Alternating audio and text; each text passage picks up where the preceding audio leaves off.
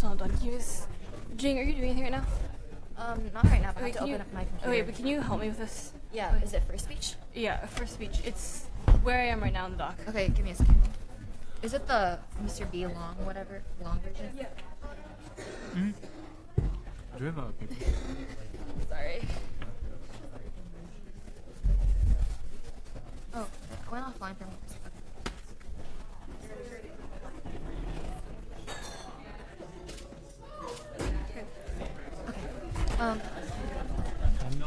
Yeah. Yeah. Okay, I'll Paper. I'm going to edit. The paragraph I'm on now. Hold on.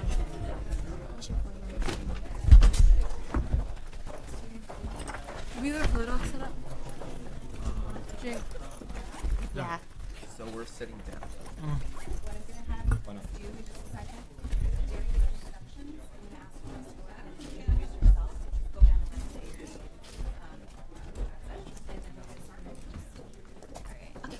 Where the speech on? Thank you. Let's wait until the final rounds. We're good. We're good. Huh? Henry. Talk. In your hand. Yep.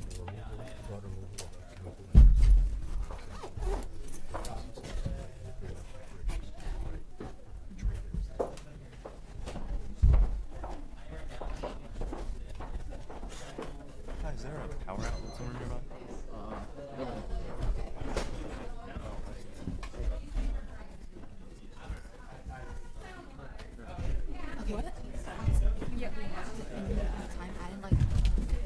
I'm gonna have to do some of this contemporaneously, so I can't really right now. So, do you guys think? I don't want to Yeah, thank you. Huh? Oh, hold on. I need to bring this to my... militarily, like... Do your flow sheet set up? My flow sheet? Oh, I have to do that. Okay. Alright, I have R1 Afflo, just clear it. Don't make new ones. I have R2 Outflow. It's in there. And Where is I it? just need to bring up the old one. It's in the same doc. Doing where? Is it R1 Alpha? R2 Outflow. Oh, okay. Go into our app. 8-minute version. Oh, yeah. Should we talk to me? Give me 1 second. Should we talk to me? Yo. Okay. Yeah, it's there. It's there. It's 5-minute version and half a model. Yep, got it.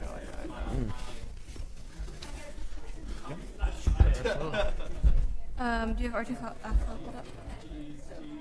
Thanks. Thank you.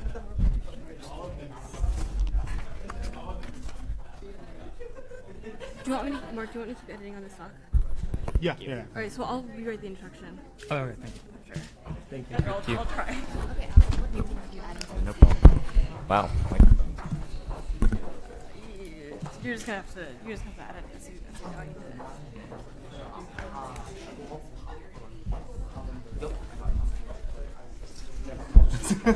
No, I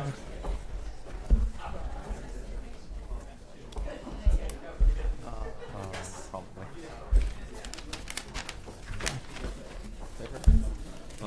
Where are we? We all have paper. Are you looking for? Delete R1 Outflow. Go on to the drive. It's right there. Third speed, second speed.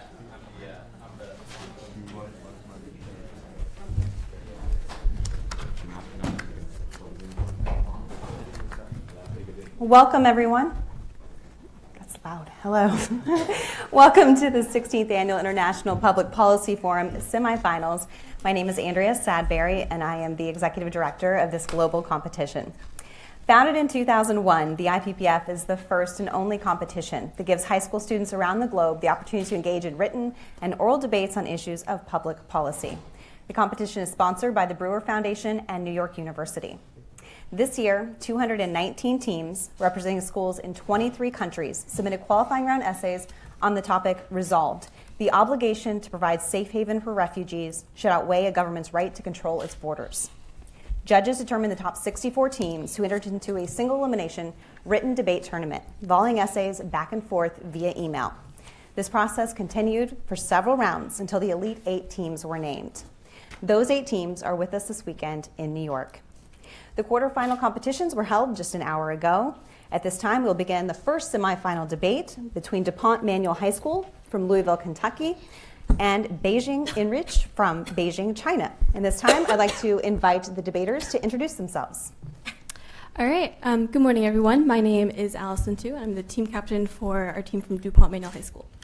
Good morning, everyone. My name is Mark Raj, and I'm a sophomore at DuPont Manual. Morning, everyone. My name is Jing Su, and I'm a sophomore at DuPont Manual. Good morning, everyone. My name is Betty, and I'm a junior at Beijing No. 2 Middle School. Good morning, everyone. I'm Michael Chen. I am a senior at the high school affiliated to Renmin University of China. Good morning, everyone. My name is Henry, and I'm also from the high school affiliated to Renmin University of China, and I'm also a senior. Let's give these students a big round of applause.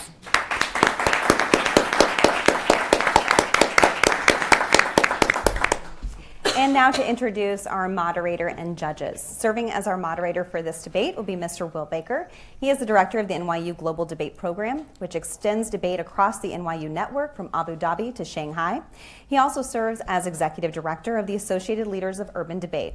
Mr. Baker is an adjunct professor at New York University and head coach of the award-winning NYU debate team.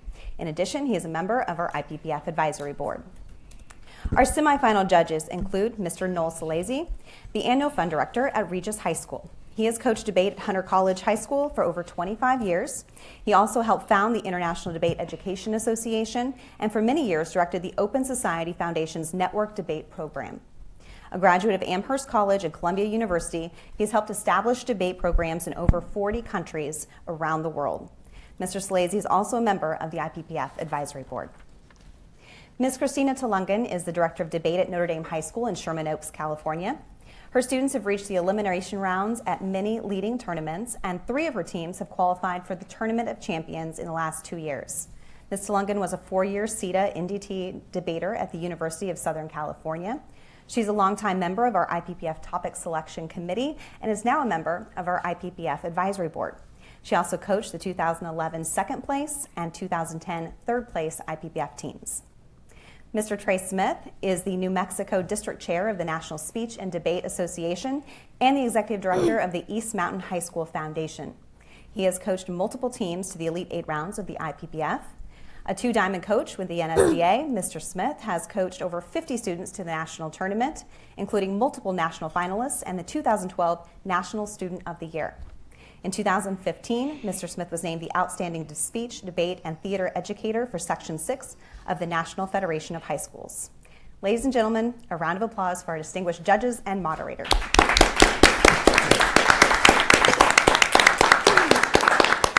And finally, a quick reminder to those of you here in the audience to please silence or turn off your cell phones at this time. And with that, I will turn it over to Mr. Will Baker to discuss the format for the competition. Thank you very much, Andrea. We'll have open presentations from both teams and second speeches. Then there will be cross-examination by the competitors of each other, followed by cross-examination from the judges. We fear cross-examination from the judges, but we're hopeful that it'll go better this time. Finally, we will end the round with rebuttal statements from both sides. A quick note before we begin. David Baker, for watching, I miss you. I miss you dramatically, especially since I have to do this because you're not here. We'll begin with opening presentation by the affirmative, 8-minute speech.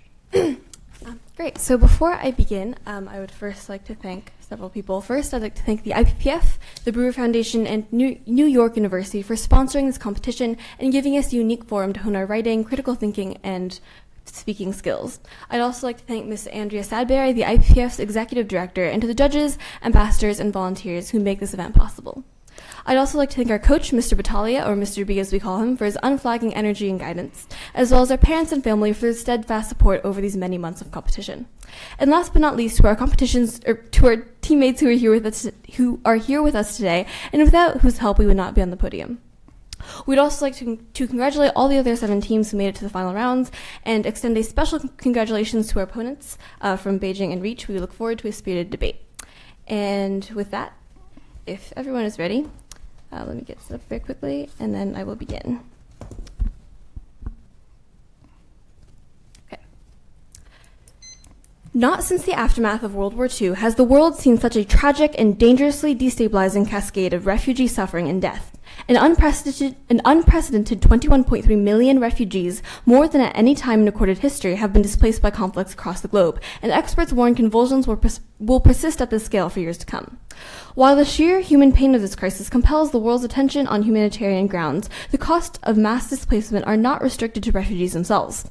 In the absence of a structured multilateral response to refugee upheavals, a minority of states providing safe haven have seen their integrative capacities overwhelmed.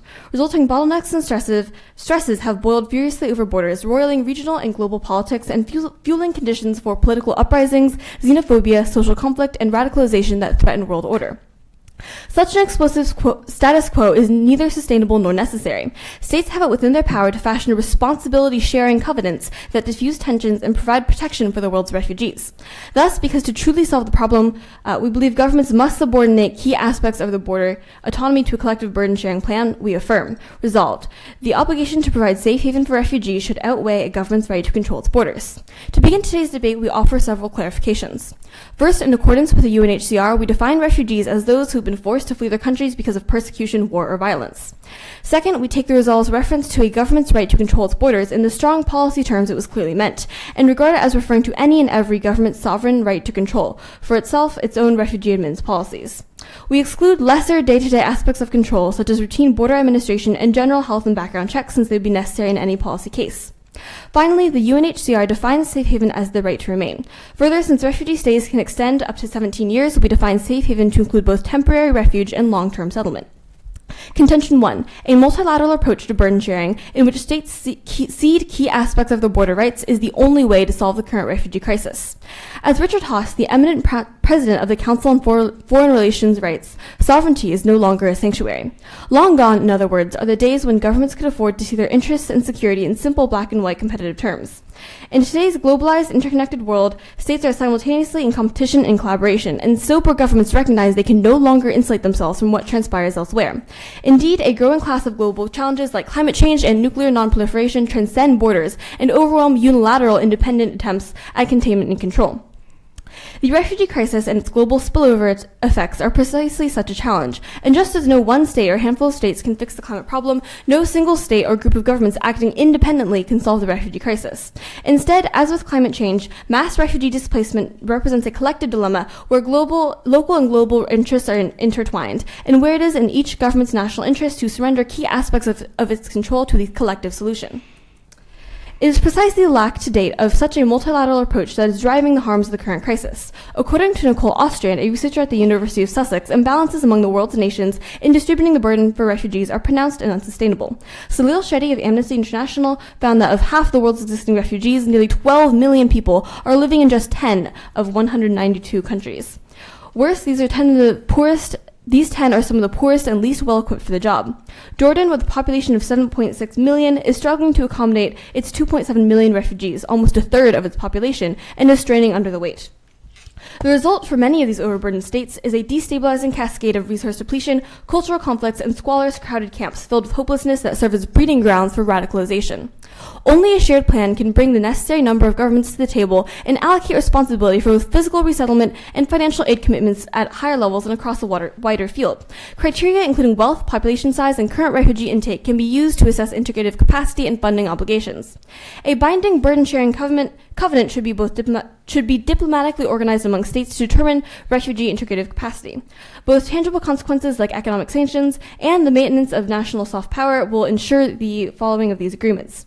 On an international stage, reputations are critical. If states were to reject refugees and not follow this covenant, they would lose their soft power, delegitimizing the state's reputation and preventing it from entering other potentially helpful international agreements, including economic treaties. A burden-sharing covenant would involve investment in refugees to ensure their responsible, successful, managed integration that would provide benefits to both refugees and populations of host countries. It won't be easy, but there are historical precedents of multilateral cooperation to solve global issues, such as the resettlement of millions of Vietnamese refugees into 65 separate countries, and also countries working together to minimize the use of chemical weapons in Syria. These examples light the way, and in the case of the EU, there's the recent refugee EU deal with Turkey. There's also evidence of some recent progress. In any case, the world has no other choice.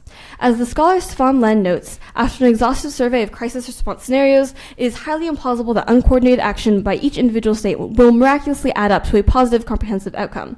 There is therefore no rational alternative to tackling this issue through collective efforts. Contention 2. States have important legal and humanitarian obligations to provide refugees safe haven. First, refugees are legally protected by the principle of non-refoulement, which forbids states from returning refugees to their home country. According to the UNHCR, the principle is considered a rule of customary international law. Second, in terms of humanitarian obligations, when presented with vast human suffering, states should act in accordance with their professed values whenever possible. Governments are not completely amoral actors and are not relieved of humanitarian responsibilities. Indeed, because refugees are not simply economic migrants searching for opportunity, but are rather devastated people in fear for their lives, they represent a unique obligation. David Miller, a prominent border control philosopher who otherwise argues vehemently for citizen privilege, calls refugees a special case, whose vulnerability imposes on states a special duty of care. Contention 3. When their assimilation is managed and invested in, refugees bring outsized economic and cultural benefits to host countries. Anna Swanson, in a sweeping investigation of the literature for the Washington Post, finds that once assimilated, refugees disproportionately drive their new economies, and Kalena Cortez, a prominent Texas A&M researcher, found that after only a few years, refugees were out-earning their immigrant peers by over 20%. In Denmark, a longitudinal look at low-wage Bosnian refugees showed that over time they raised wages in the community for everyone else. And in the United States, the scholars David Latine and Mark Jarr found that refugees are more likely to start businesses, restoring vibrancy and providing urgently needed demographic and economic lifts to downtrodden communities. Managed refugee admittance would also bring cultural benefits, including allaying xenophobia and diffusing the overblown fears of terrorism coursing through many native populations. Refugees, it is important to remember, are fleeing terror and are almost never terrorists themselves. The Cato Institute, for instance, recently calculated the chance of an American being killed in a refugee-related terrorist attack as 1 in 3.64 billion. Whatever the risks, closed borders and untoward conditions will only further drive radicalization. The best and only strategy to combat terrorism at its roots is for states to strategically subordinate their border policies to a multilateral agreement that provides support and successful safe haven for as many refugees as possible. Thus, because only a multilateral burden-sharing plan will appropriately distribute the world's millions of refugees and fulfill national and collective interests, we affirm.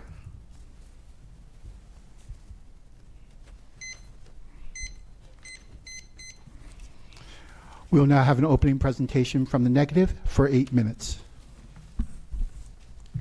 Okay, judges ready? Opponents ready?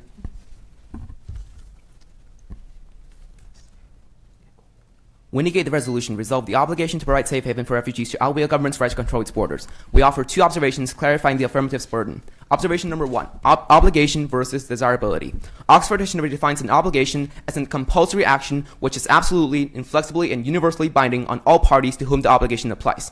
This definition distinguishes merely desirable courses of action from those which are obligatory. This distinction is common sense. For example, it might be desirable to eat healthy food, but it will be inaccurate to say that an obligation to eat healthy food exists. Thus, even if the affirmative prove that it is desirable to help refugees, they also must prove that this desirability morphs into a binding obligation that overbears the basic right of a government. Observation number 2, equivalence votes negative. The affirmative must prove that refugee obligations outweigh a government's border control rights. Thus, if you believe that the two should be given equal weight, you should vote negative.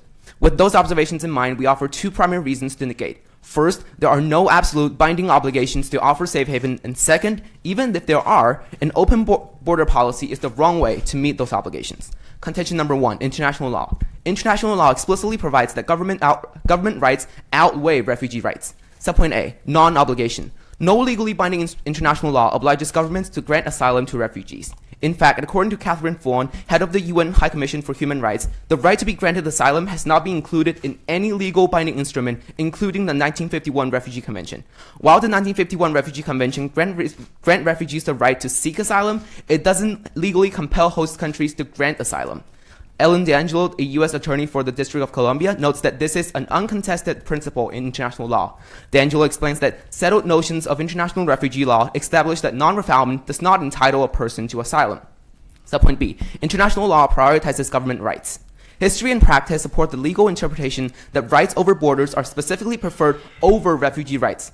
Catherine Vaughan observes that attempts to introduce any reference to asylum and admission in the Refugee Convention were vigorously opposed during drafting. Existing practice confirms that the drafting history's intent to prioritize government's rights remains the norm. According to Emma Haddad, director of UK's refugee resettlement operation, the right of states to grant or deny refugee asylum takes precedence over the right of individuals to receive it, under well-settled interpretation of international law. In fact, a study conducted by Ellen DeAngelo found that every single court in every single country that has ever interpreted international refugee law found that the treaty codifies government rights to control their borders and reject asylum seekers. In summary, international law explicitly analyzes the balance between refugee and government rights and concludes in favor of the latter. Contention number 2, mechanism for fulfillment. Even if the affirmative wins that there is an obligation to help refugees, they must also win that safe havens are the required mechanism for fulfilling this obligation. Dr. Christopher Wellman, a professor at Washington University, explains that there are 2 logical inquiries: whether we must help refugees and how we must help refugees. Dr. Wellman explains that duties, even if stringent, can be fully satisfied without necessarily allowing those to whom we're duty-bound entry to our country, because governments can offer various forms of assistance without opening borders. Thus, even if states have obligations to refugees, there is no justification for claiming that such obligations must be satisfied by overriding border control, rather than by offering alternative mitigation strategies, humanitarian aids, or any other mechanism for assistance. Since the affirmative has failed to prove both aspects of their obligation, whether to help and how to help, they haven't met their burden, and you should negate. Contention number 3, safe zone counterplan. As an independent ground to negate the resolution, we advocate an alternative mechanism to help refugees: the creation of safe zones within refugees' origin country, which are enforced by robust military presence. This counterplan fully addresses every single one of the affirmative's benefit and avoids a variety of disadvantages. Subpoint A, counterplan solves. Safe zones modeled after the Gulf War Operation Provide Comfort, or OPC, are the most effective way to protect civilian lives. Michael Eisenstadt, director of the Near East Policy Institute, explains that OPC involved the deployment of 20,000 troops from 13 countries to secure safe haven for more than 700,000 Kurds in northern Iraq during Gulf War. as well as various forms of military and humanitarian assistance from 30 countries and nearly 50 international organizations. Eisenstadt explains that OPC was an immense success, working in less than 4 months to create stability and a semi-autonomous Kurdistan regional government which still exists today. Not only did the operation save lives, but it did so cost-effectively. The U.S. Government Accountability Office calculated that the project protected refugees at a cost of $400 to $600 per refugee, which is about 1/50th of the cost of safe haven-style refugee, which my opponents advocate for. Thomas Ricks at Foreign Policy Institute explains that OPC provides a generalizable model of military enforced protection that will be successful if implemented in other refugee hotspots such as Syria right now. Subpoint B, transport and trafficking net benefit. The trip from home country to the new host country is full of dangers for refugees. Refugees rely on traffickers for 3 reasons: cost, access, and travel regulations. First, Ann Wilson from the Lutheran International Immigration and Refugee Center explains that human traffickers regularly take advantage of refugees by offering cheap or pay-later transport services and then kidnapping the refugees or enslaving them. Second, Wilson further explains that many refugees turn to traffickers because they simply lack access to necessary transportation infrastructure to get them out of the home country. Third, Dr. Beverly Crawford of UC Berkeley explains that even refugees who are capable of buying plane tickets cannot fly because aviation restrictions prevent travelers without pre-approved visa like refugees from flying. The impact is staggering. The International Business Times explains that every year, more refugees queue for the smuggler service despite ample awareness of the inevitability of abuse, since the refugees have no other transport options. The International Organization for Migration quantifies the impact, noting that a full 75% of refugees who attempt to flee their home country experience exploitation and human trafficking. And unsurprisingly, trafficked refugees are subject to horrifying conditions, including forced labor, ransom, physical, and sexual abuse, according to an investigation conducted by The Independent.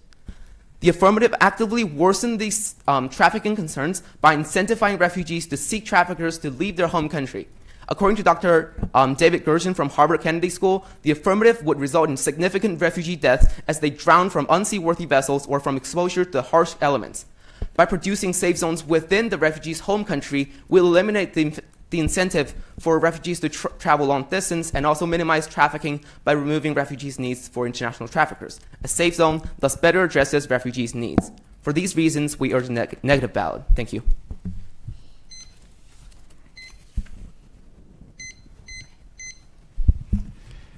The affirmative will now have 90 seconds to confer before second affirmative speeches.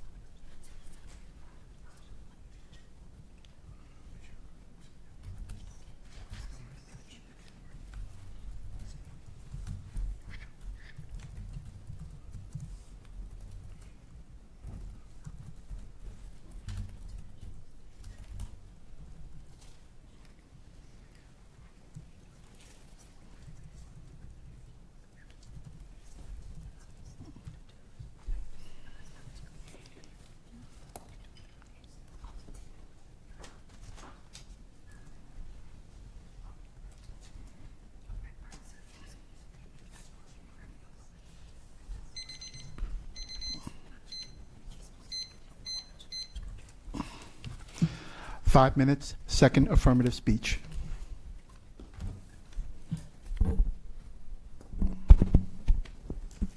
Everybody ready? Okay. And I will be.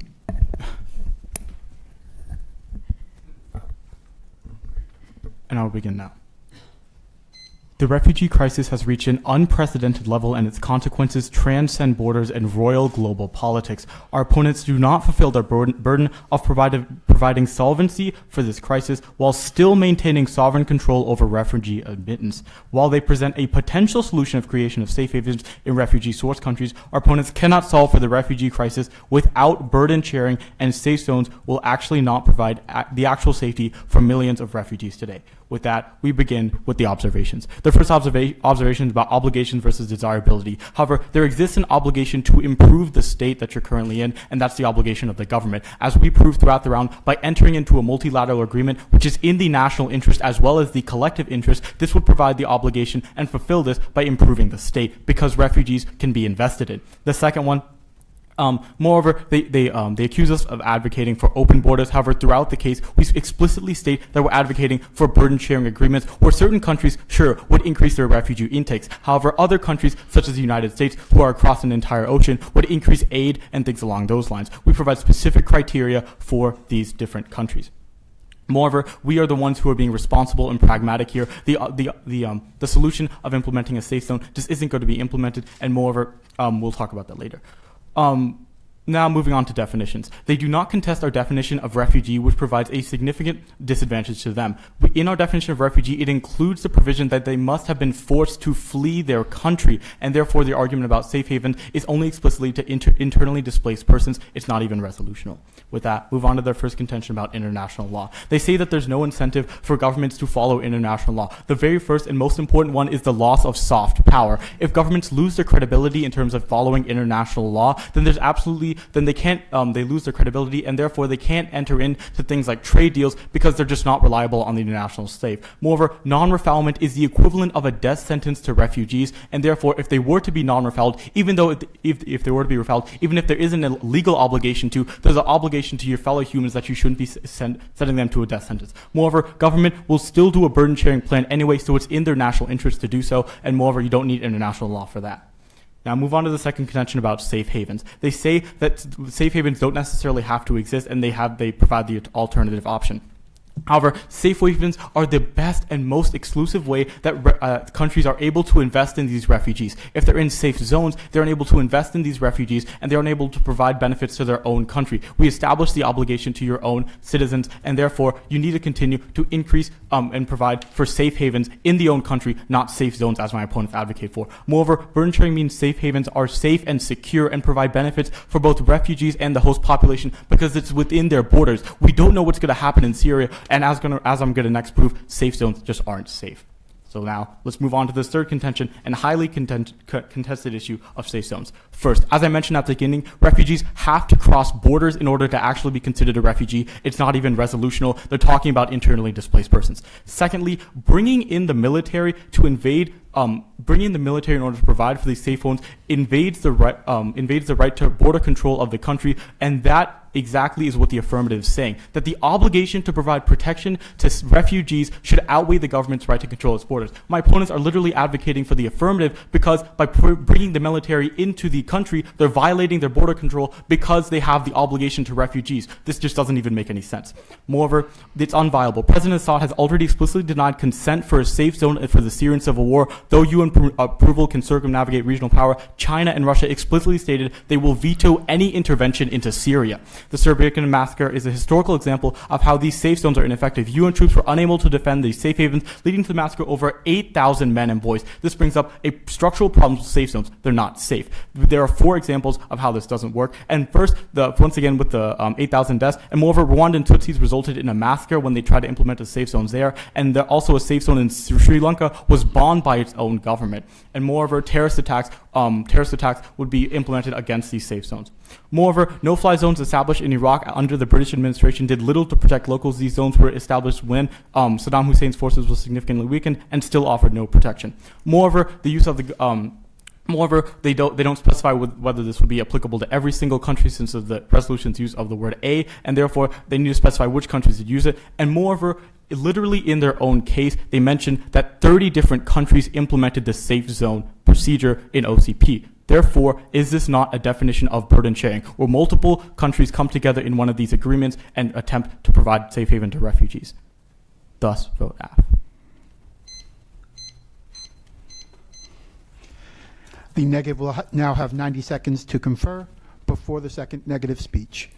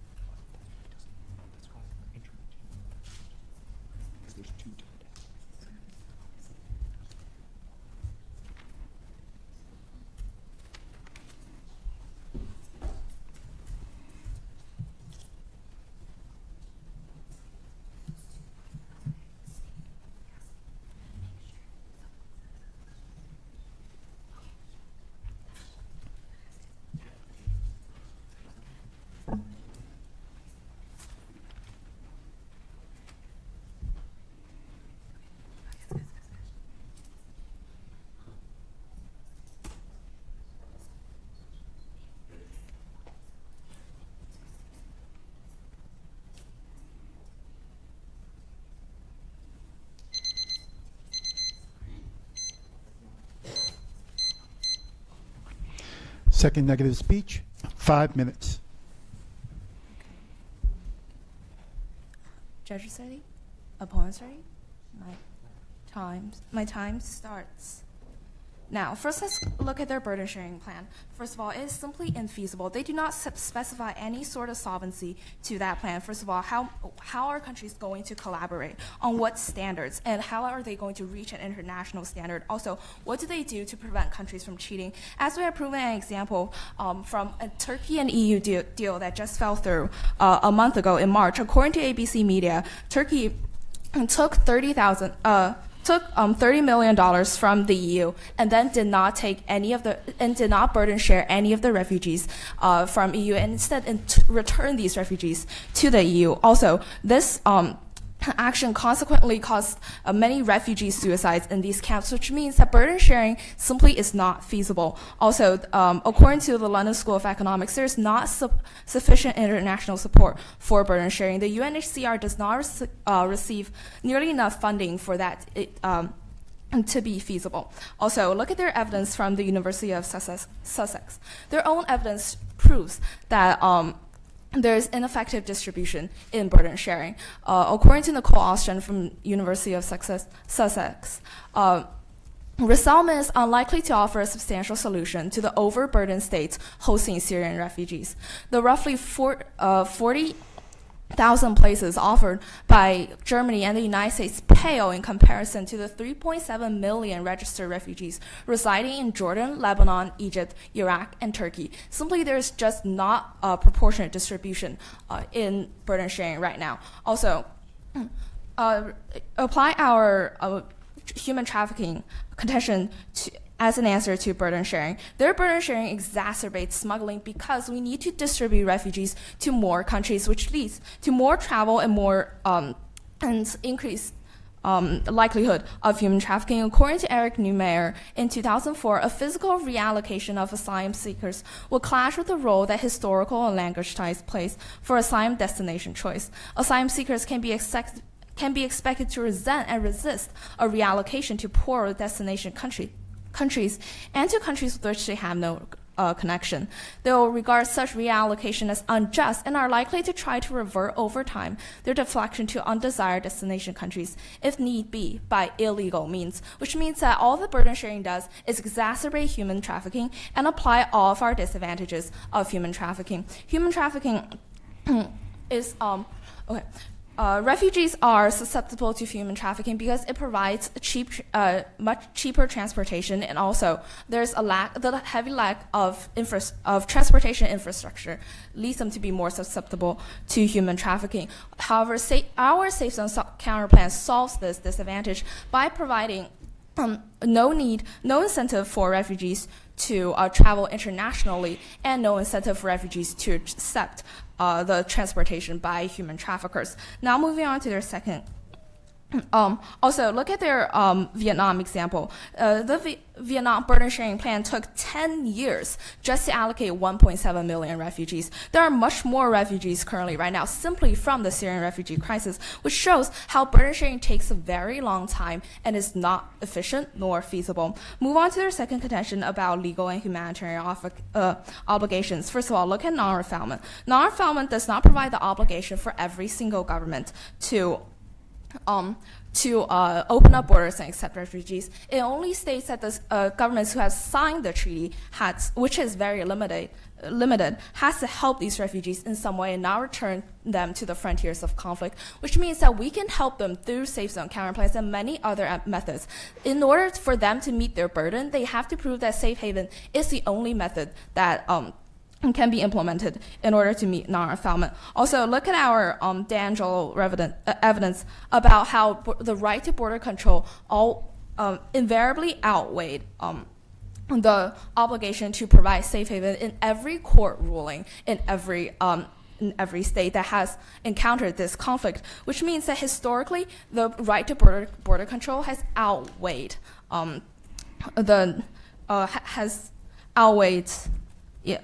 refugees. Now move on to the moral obligation. Remember our burden that they need to prove that moral obligation outweighs its right to border control. If they simply prove that there is an equal obligation, it still flows towards the negative. Move on to their economic benefits. First of all, there is no integration. According to news from CNN, when England opened up its borders, there was an increased segregation, and this increased segregation actually led to marginalization and radicalization that which caused heightened unemployment and also terrorism.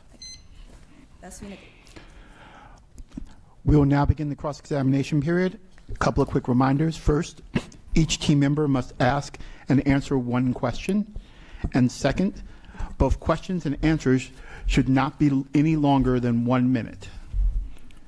And don't try to get sneaky. That includes compound questions, still just 1 minute. Okay. We'll begin with a question for the negative to the affirmative. Okay, I'll start. Negative to the affirmative. Sorry. I have a question. Okay. So, for example, in the case of the Rwandan refugee crisis, America didn't really provide resettlement options, did it?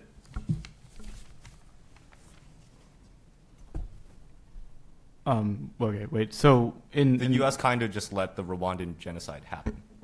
Yeah, more or less. So how has that led to a tangible loss in soft power for the United States?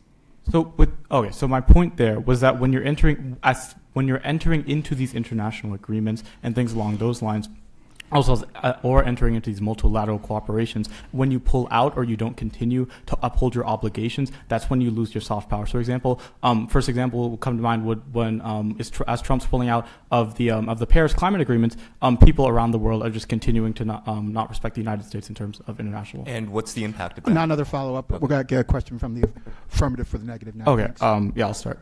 So would multiple countries working together on these safe zones be effective than a single country working together? Yes.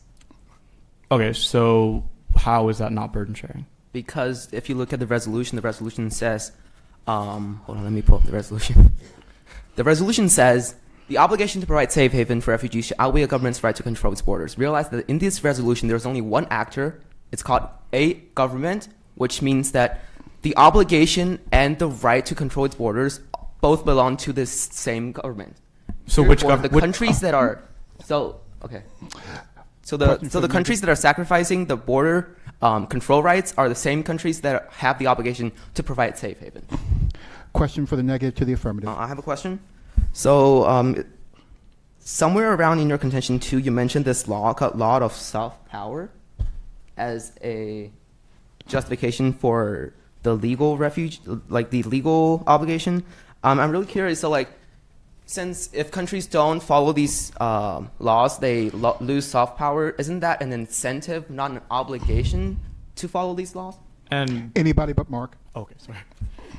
Yes, so that would be an incentive to follow these laws. However, the affirmative advocates specifically for a binding burden-sharing plan, and this would ensure that states must follow this burden-sharing plan to sustainably resettle refugees. And the reason why states will agree and will follow this binding contract is because it's actually within the national interest to allay the conflicts caused by the unaddressed refugee crisis. Question for the affirmative for the negative. Okay. So, regarding your safe zone plan, whose military is being sent into which state? It's an international coalition. It depends on where the safe zone is. It's usually composed of regional actors as well as other members of the international society. Betty, I need you to ask a question of the affirmative, please. All right. So you talk about burden sharing, right? How do we establish an international standard, and what do we do if countries cheat on this burden sharing plan?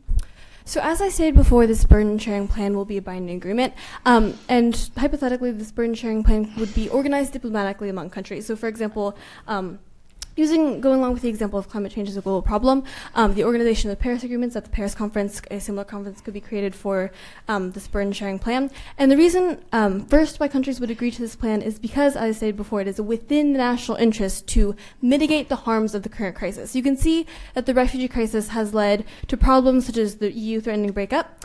And the rise of far-right parties, for example, in just a few hours, we'll see who the new French president is. Also, countries, this is within national interest because countries, as we stated in our case, will gain economic and cultural benefits from resettling refugees. Additionally, this burden sharing plan will be binding. So, for example, consequences of not following the plan could be economic sanctions. Allison, I need a question for the negative, please. Yes. So my question is, how will safe zones, if you're establishing them in source countries for refugees, how will these safe zones be safe if they're established in areas riddled with conflict? Well, okay. Yeah. You go Okay. ahead. Well, we implement heavy military protection around these safe zones, which means that we actually build a sort of community within heavily militarily protected areas that can eventually turn to self-sustaining communities within the conflict zone, which actually means that we solve the conflict. Within the conflict zone. We build constructive communities starting from within. That we start building the country. Which means that there is a more long-term solvency than simply moving these people out of their conflict zones and resettling them in other countries. Negative question for the affirmative, and Jing, if you could answer it, that would be spiffy. Yeah, I'd be glad to.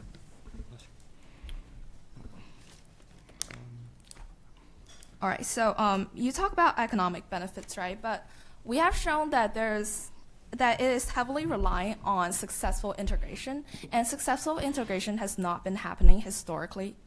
How do you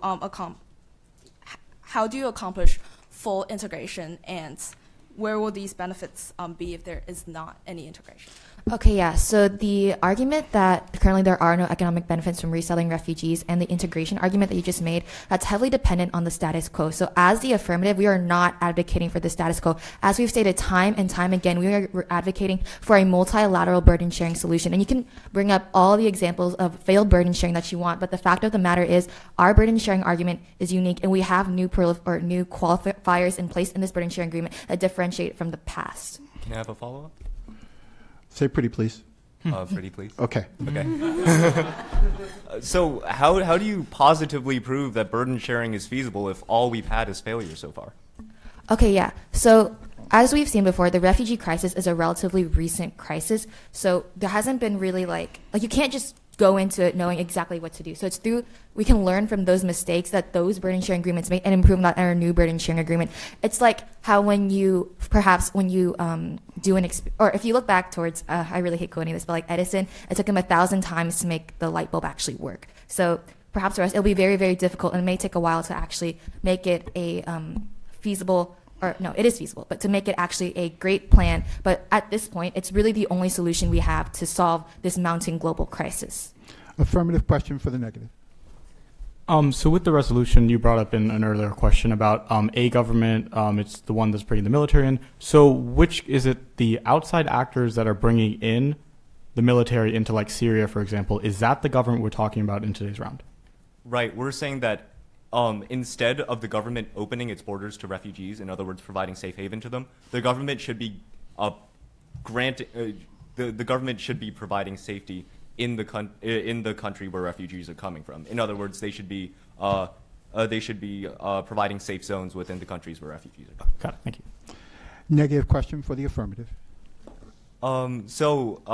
Just to clarify, your burden sharing usually involves two parts, right? First of all, is you have to check for refugee status, and then after that, you have to resettle the refugees. Is that correct? Yes. Okay, thank you. If I may ask a question of the negative. Okay, so with your safe zone idea and bringing the military, does the government of the military being brought in and the government of the state that the military is entering, do those two groups have to collaborate, or can the military just come in based on an idea of obligation? Well, actually, what we see is there's something called the responsibility to protect. It was developed in the 21st century, and it mandates that if a government is unable to secure the human rights of its own citizens, then that means international actors need to step in. May I ask a follow-up question? No problem. Yeah, okay, so essentially what you said there, that even if the state that's being entered does not consent to the military being entered in, the military is still allowed to enter in? Right, but remember the resolution only has one actor in it. So, okay. Which means that there's no, we're not advocating for the affirmative. All right, thank you. Negative question to the affirmative. Okay. Do you have a rough cost do you have a rough idea of how much it would cost to send refugees to burden-sharing countries? All burden-sharing countries, I assume? Yeah, so I actually have evidence from Trevor Thrall, a professor of international security at George Mason University, who states that if the 30 countries that have already promised to take in some Syrians split the burden evenly, each country would be responsible for refugees at a very reasonable price of $2 billion a year. So this evidence was just for Syrian refugees, but if you extrapolate this to the level of the current crisis, that would only be about 5 times more, which is $10 billion a year. $10 billion a year would represent less than 1% of the United States' tax revenue, for instance, or the cost of approximately just 50 Dreamliner to 787 planes. Okay, so your Thrall evidence says that it would cost roughly $15,000 per refugee per year over 4 years. Is that correct? Yes. Okay. Affirmative. Last question for the negative, please. Okay.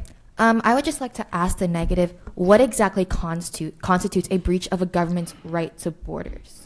Betty, if you can answer that, that would be great. Okay. Okay. The right to border control is retained by these host countries, and in that case, the right to border control outweighs the right of refugees to seek asylum. However, in those countries of conflict, there's no acting government capable of protecting these citizens, and actually, these governments are prosecuting their citizens against inhumanely, which means that the doctrine of R2P provides that we are able to install safe zones in these countries, and that we can breach these countries' sovereignty. And negative, last question. Okay, so you mentioned Edison and the making of light bulb. I know it's just an analogy. So, but then you said we need to keep trying to figure out the best plans for burden sharing integration. So are you supporting a gradual, so are you supporting basically we need to sacrifice many generations of refugees to figure out the best way to do it? Okay, I think that's an unfair extrapolation of the analogy that I made. What I was basically trying to say with the Edison analogy is that you can't get everything right on the first time, and you have to learn from what happened, what went wrong in the past to improve on how the plan would work in the future. So as you've cited multiple times, if it is true that burden sharing agreements in the past have failed, then we can use what was a failure on those burden sharing agreements and account for that in a new burden sharing agreement. Additionally, there's also burden sharing agreements that have worked. As for example, we brought up the example of the Vietnamese refugees. We can take what worked from that plan and hone it down into this new plan. So we're not just rehashing old plans. We're not just repeating ourselves in a constant cycle. If I may finish the response. As long as it's not too long. Yeah, we're not just rehashing a constant cycle. We're constantly improving and innovating, and that is the entire core of our affirmative advocacy. We'll now move into the judge cross-examination. Initially, we're going to try to get 5 questions for each side in alternating format, and then after that, it's a free-for-all at the judge's discretion. So if someone has a question to start, we can get rolling. It seems that both teams have conceded that the two different policies are essentially safe haven versus safe zones, and there's a lot of violence on both sides. I guess the question for both sides ultimately, what are the distinctions between these two policies, essentially, and why is one policy uniquely better? Let's have the AF take that first, and then the neg will answer the same question. All right, so the affirmative policy is using a multilateral burden sharing agreement to send refugees to safe havens in other countries. And this agreement would consist, it's a binding agreement that would include multilateral sharing of all countries that have the capacity to take in refugees, to manage the assimilation and appropriately invest in these refugees and gain benefits for both refugees and citizens of the host country. This safe haven plan is the best and the only solution to the refugee crisis because I think, as both sides acknowledge, this is a crisis on a huge scale. There's 21.3 million refugees currently, and only with countries working together can we actually solve for this refugee crisis that has led to global consequences, like I mentioned before, like the breakup of the EU, or threatening breakup Negative, of the EU. same question. Okay.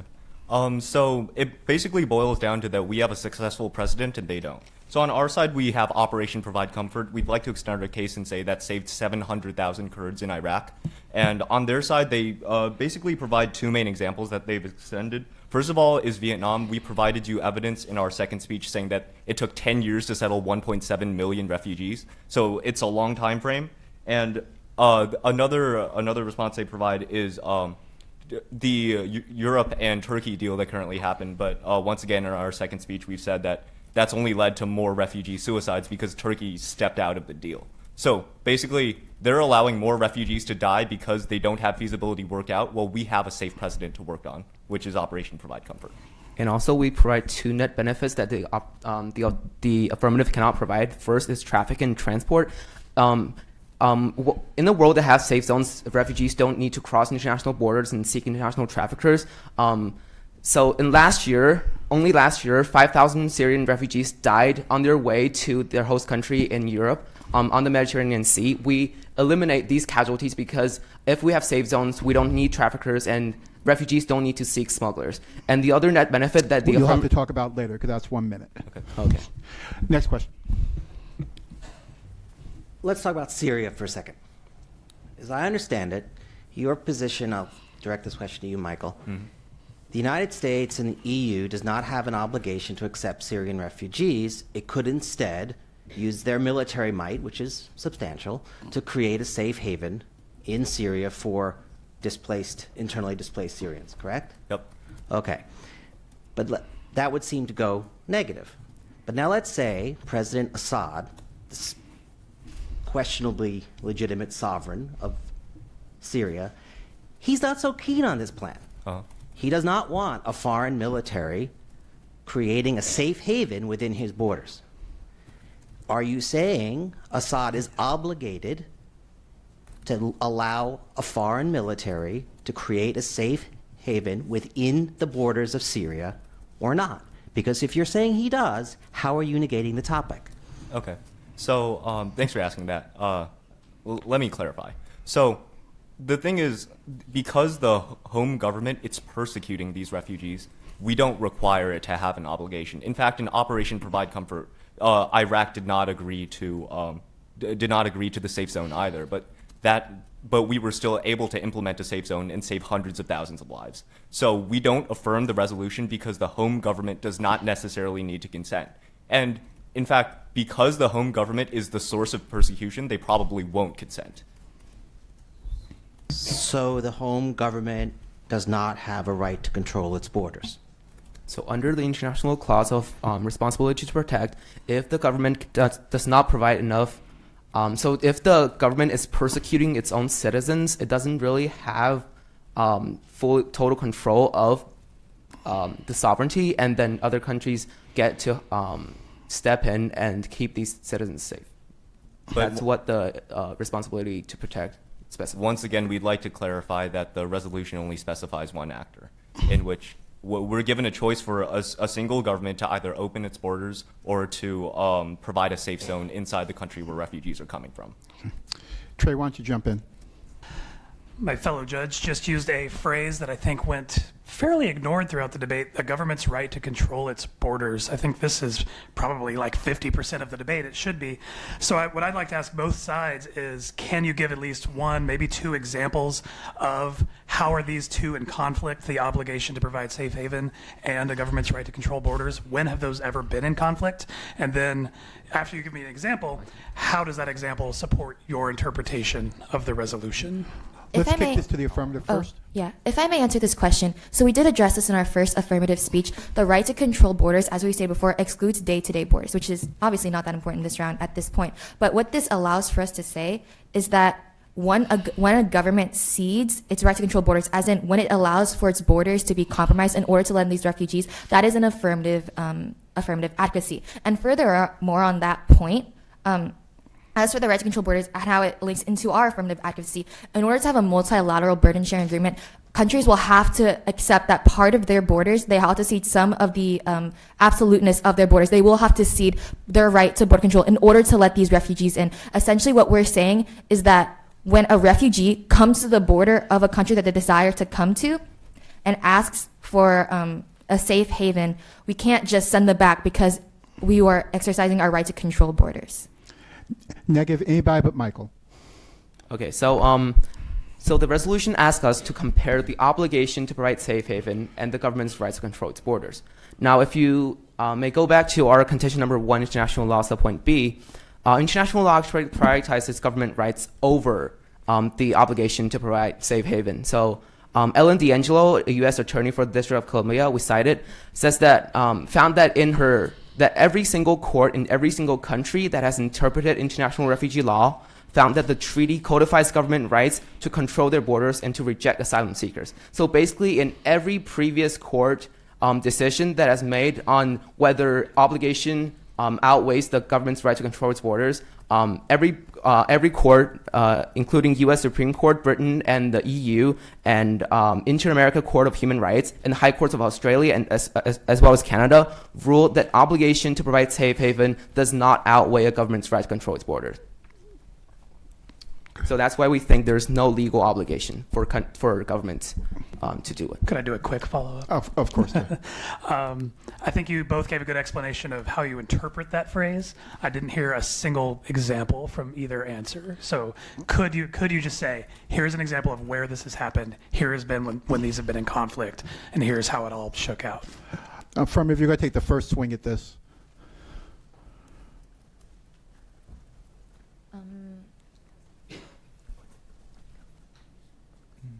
So, like the first one that comes to mind would be in places like Lebanon and Jordan, where they do not have like the obligation to provide safe haven to refugees has come over the right to control borders. That's where we see the overburdening, where they didn't have the right to control. This is where the conflict occurs. They didn't have the right to control their borders, so they weren't able. They didn't have another choice. So therefore, the safe haven overrode being able to control their borders, and that's what caused the overburdening, and that's what caused the problem. If I may follow up on that point, it's not that fundamental issue that Jordan gave up its right to border control to allow those refugees in that's causing the issues it's seeing today. It was the right decision to let those refugees in, but the problems that we see today associated with Jordan are because of a lack of a burden sharing agreement. It's because they let in too many too quickly, too soon. So if we first acknowledge the affirmative advocacy as the correct one and allow for countries to cede their right to sovereignty in order to allow for these refugees to pursue safe havens, then we kind of unlock the key to what's solving the key issues inside of Jordan right now, which is redistributing those refugees. So yeah, this is actually going back. Jordan is a good example, but we won't see a true, or actually scratch that. While what's Jordan doing is right, people need to follow in Jordan's example, which is ceding their right to border control in order to let in these refugees, and we can mitigate these negative effects that have been constantly brought up. Betty, can you jump in on this answer? Yes, of course. So first of all, we would like to clarify that these court cases are legal examples and precedents of when border control was ruled in court to outweigh letting a refugee's right to seek asylum. And also, currently, the Gulf states are not accepting any refugees, which means that they maintain their border control despite any international law, which actually exactly proves that the current international laws are not universally binding.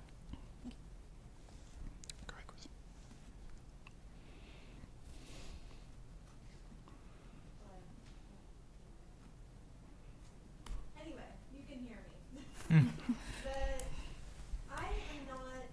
I've asked for distinctions between what a safe haven versus a safe zone is, and I feel like both sides were a little bit light on that, but in particular, the affirmative says that they're going to do burden sharing, and they just say there is an international agreement. At one point, that was that some countries would be obligated to allow in refugees, but there was also the argument that some countries would just get aid.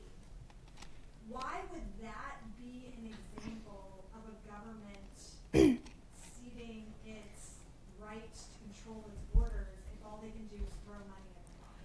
Right, so the burden sharing plan that we are arguing for would include both financial aid and actual physical resettlement of refugees. And both of these, the balance of these two types of aid would be determined by the capacity of each particular country individually. So, for example, a country like the United States probably has a greater ability to both donate financial aid and intake refugees.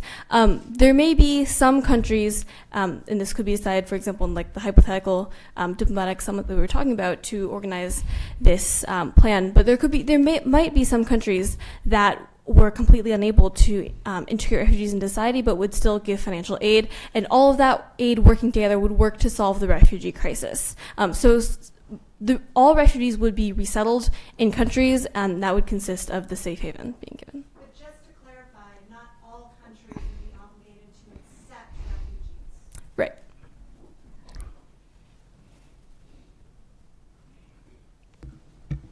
Sort of following up on that as well, we've talked about burden sharing, and you said it's an international binding agreement, but the only sanction seems to be loss of soft power. Now, as the negatives pointed out, countries have been willing to violate binding agreements without a sanction other than the loss of soft power for years. Who determines whether a country has fulfilled its obligation? Like Mark, you pointed out, well, the United States, because it's an ocean away, doesn't have to take a lot of refugees. It could just do something else and spend money. Is that for the United States to decide? Or is that for, say, Jordan to decide, Syria to decide? And if it's the latter, can Jordan force the United States, under your mutual burden sharing, to take more refugees and say, no, we don't want your money, we want you to bring a plane over here and take some of these people? Or not?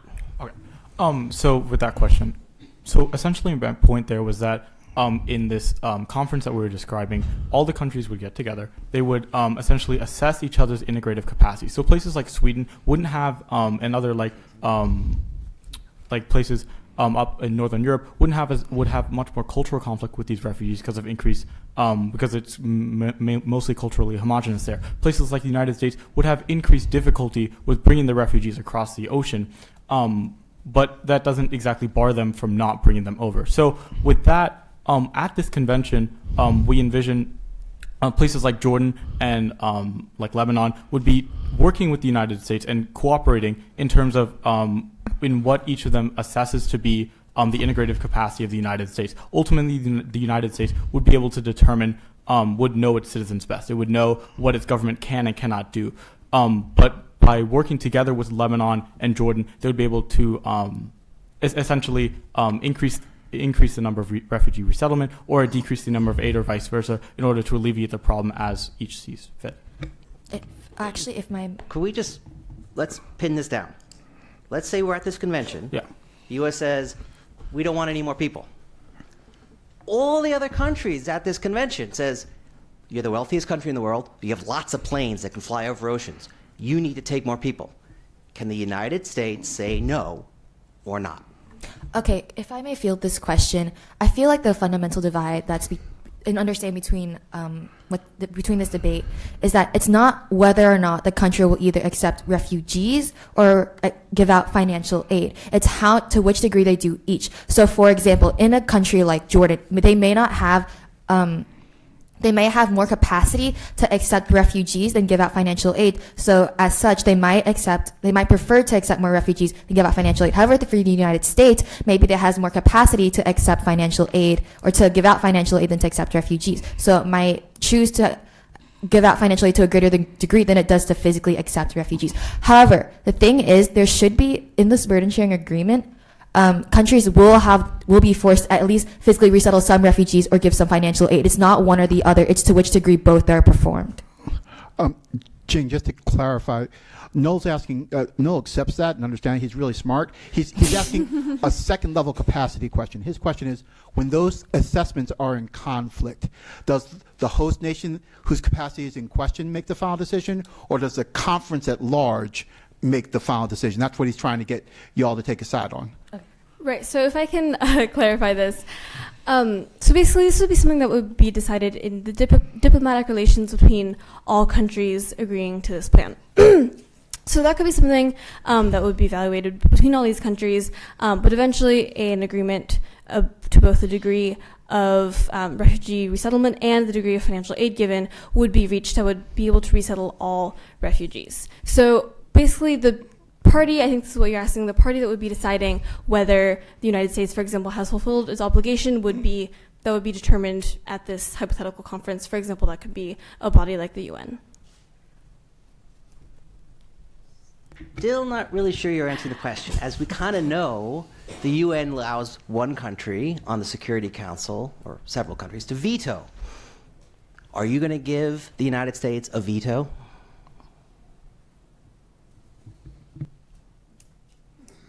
Okay.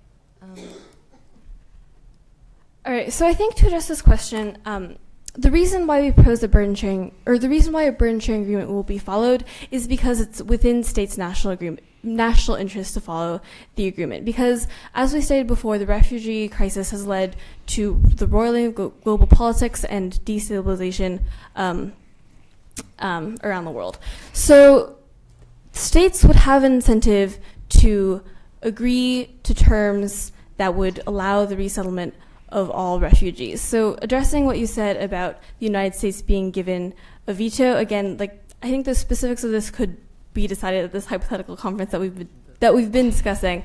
But eventually, states would all working together, all these collective efforts would result in the refugees being sustainably resettled and mitigating this crisis. Y'all, the next feeling a little lonely. They're starting to pass notes, so. Okay. Is an internally displaced person a refugee? Is that directed at us? Yes. Okay. An internally displaced person becomes a refugee as soon as it arrives at the border. So we prevent the creation of refugees by creating safe zones within the country. I'm going to follow up on that as well.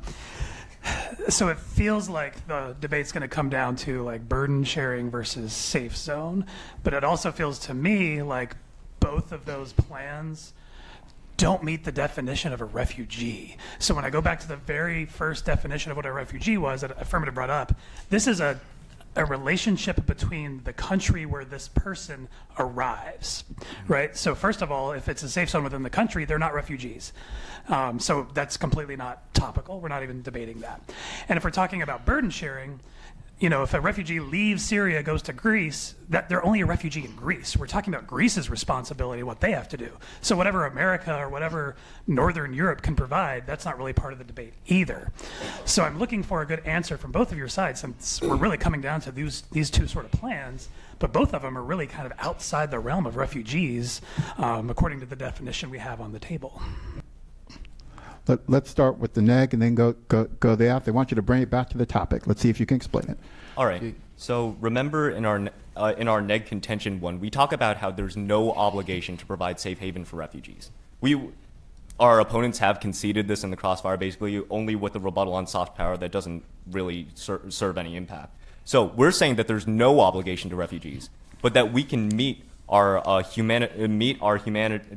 moral obligations to refugees as per our Wellman 2008 card, saying that we can meet the humanitarian needs. We can save lives by providing safe zones within nations of refugee origin, which means that we solve both practically while we still negate the resolution in that we prove there's no obligation to refugees. There's no obligation to refugees? Okay, so it works like this. Okay. Let's ask how this works. So these guys get in a boat, right? And this boat floats out into international waters. Right. Now it's in international waters. They are a refugee. They're outside their country. Boat springs a leak. Boat is sinking. Coast Guard from Italy comes along. No obligation to throw them a lifesaver? Okay, so let's address this first in terms of legal Do they have an obligation to throw them a lifesaver? They have as much obligation as they would. They don't have an obligation to open their borders to them. They have an obligation, as in like a humanitarian moral obligation to save these people, but then they don't have a legal obligation to provide a safe haven. So they do have an obligation to the refugee. Yeah, but then not the obligation that's specified in the resolution. It's not a type of obligation that outweighs border control. Yeah, it's not the same kind of obligation. Af, before we get sidetracked, Trey wanted you to answer the question as well about how your burden sharing actually falls within the topic that we're trying to discuss today. Right. So we interpret the A in the resolution to be an indefinite article, and therefore a government is similar to let's go read a book. It's not referring to a single government, it's referring to all governments. When I say a book, I don't mean a single book. I mean all governments. So therefore, the example with like Greece, when we're talking about it's just a priority of value. For if any government was faced with this situation, what would they do? And we contend that it should be providing obligation to the obligation to provide safe haven to refugees. And therefore, so if it was in Greece, then yeah, it would be applying to Greece. But if the refugee showed up in Lebanon, then the resolution would shift to Lebanon.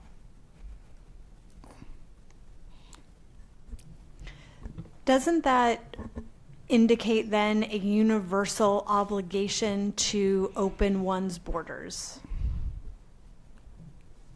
Okay, so I'm going to field this one. So going back to the original root of this question line that we've been pursuing is when the AF interprets the meaning of refugee, a person, an internally displaced person, becomes a refugee as soon as they leave their home state and cross that border. So in that case, as my partner stated, once they go to any kind of government, whether it's Lebanon, Turkey, or anything like that, they become a refugee, party to that government, but they're still a refugee. So yes, this may imply a universal obligation to kind of cede our right to border control to these refugees. We're definitely not advocating for open borders. Remember our definition of control. So in our definition of control, we allow for day-to-day checks, which is like health services, health screenings, that kind of background checks, that kind of thing. So the government, or in that case, but we are looking more fundamentally at the right to control. So once a government sees their right to control, that means they're going to allow for their border to be compromised in the interest of these refugees. So once again, we're not opening the floodgates. We're not letting all refugees in. Basically, what we're advocating for is that we prioritize the plight of these refugees over our right to borders. If I can get a question for the negative, please, and Betty, if you would field it, that would be great.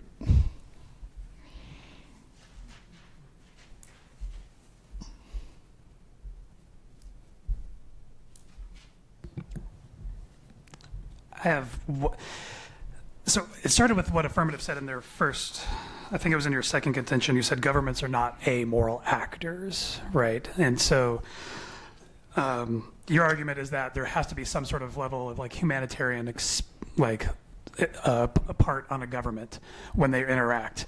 What is your take on that? We were starting to get to that in the previous question. Like, is there a basic humanitarian responsibility when you see this refugee struggling in a lifeboat?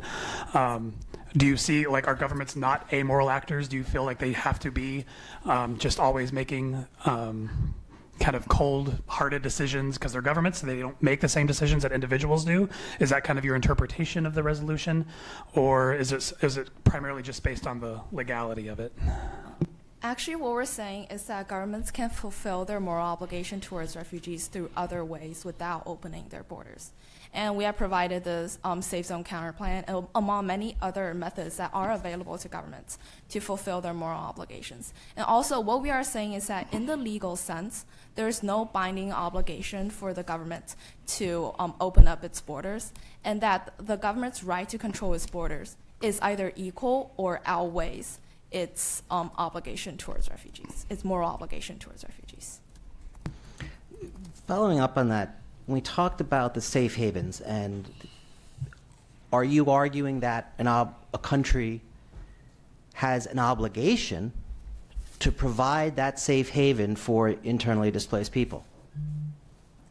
I'm sorry, I'm kind of confused on the terms of safe haven and safe zone here. Well, you guys were talking about safe zones or safe haven. I'm not sure the distinction. Back to Syria. United States, EU, powerful militaries. Are they obligated, for instance, to create a no-fly zone over part of Syria? No, they're not obligated. They're not obligated to, they're not constrained to this one sort of method. They can do many other methods to meet, to be moral. And also that moral obligation is not binding in itself either. So they have to enter into some kind of multilateral burden sharing agreement?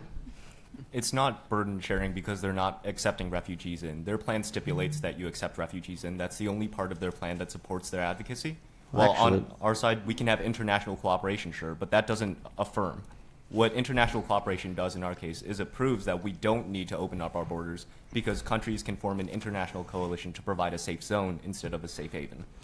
But actually, their plan doesn't even force anyone to accept refugees. They just have to share the burden somehow. So it sounds like we've had a debate, but never really touched the topic, did it? Was that just grumpy, or do you want someone to answer a question? Just grumpy. Okay. Do we have any more questions, or is the panel good? Kind of wrap up. The final question is, how do you want me as the judge to evaluate the round? Do you want me to evaluate this like on those two plans, burden sharing versus safe zones, or do you want to just bring it down back to obligations? Just give me a quick answer, each team, and that'll be helpful. Let's start with the negative and then the affirmative on that question. Okay, so going back. You go ahead. Okay, so going back, you can follow up. Yeah. Going back to our constructive speech, first in our contention number 3, we provided safe zone counter plan. Realize that this isn't the only counter plan we proposed. It's a major counter plan that applies to many refugee crises we face right now, but that's not the only method we advocate for to solve these refugee crises, because going back to our contention 2, talks about mechanism for fulfillment. There are many ways, including humanitarian aids and other mechanism for assistance, to meet the moral obligation of countries to help these refugees without necessarily opening up these borders. So even if, so basically what we're saying is that the affirmative has the burden to prove 2 things. Going back to our Wellman card, which says, first, whether we must help refugees, the affirmative must prove that we have the obligation to help refugees.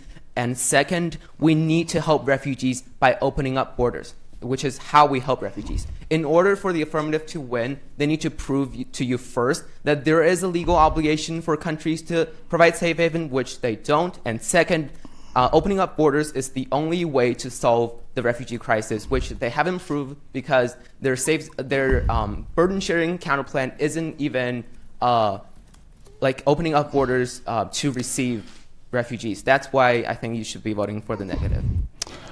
Affirmative, same question. How would you like the judges to adjudicate? Is it burden sharing versus safe zone or some other criterial method? Right, so I think this round should be decided off of solvency. So I think both sides recognize the degree of human suffering that is happening as we speak. But our plan of multilateral burden sharing that both provides for financial aid, but also the physical resettling refugees is the only way to solve a crisis on this scale. The negative introduces this plan of safe zones, but we discussed in our second speech how these safe zones really won't be safe. And additionally, to go off of what our opponent said, the affirmative doesn't necessarily need to prove a legal obligation, just a legal obligation to accept refugees. Rather, we just show that refugees must be prioritized over border control. And again, this will actually be in the national interests of all states. Okay.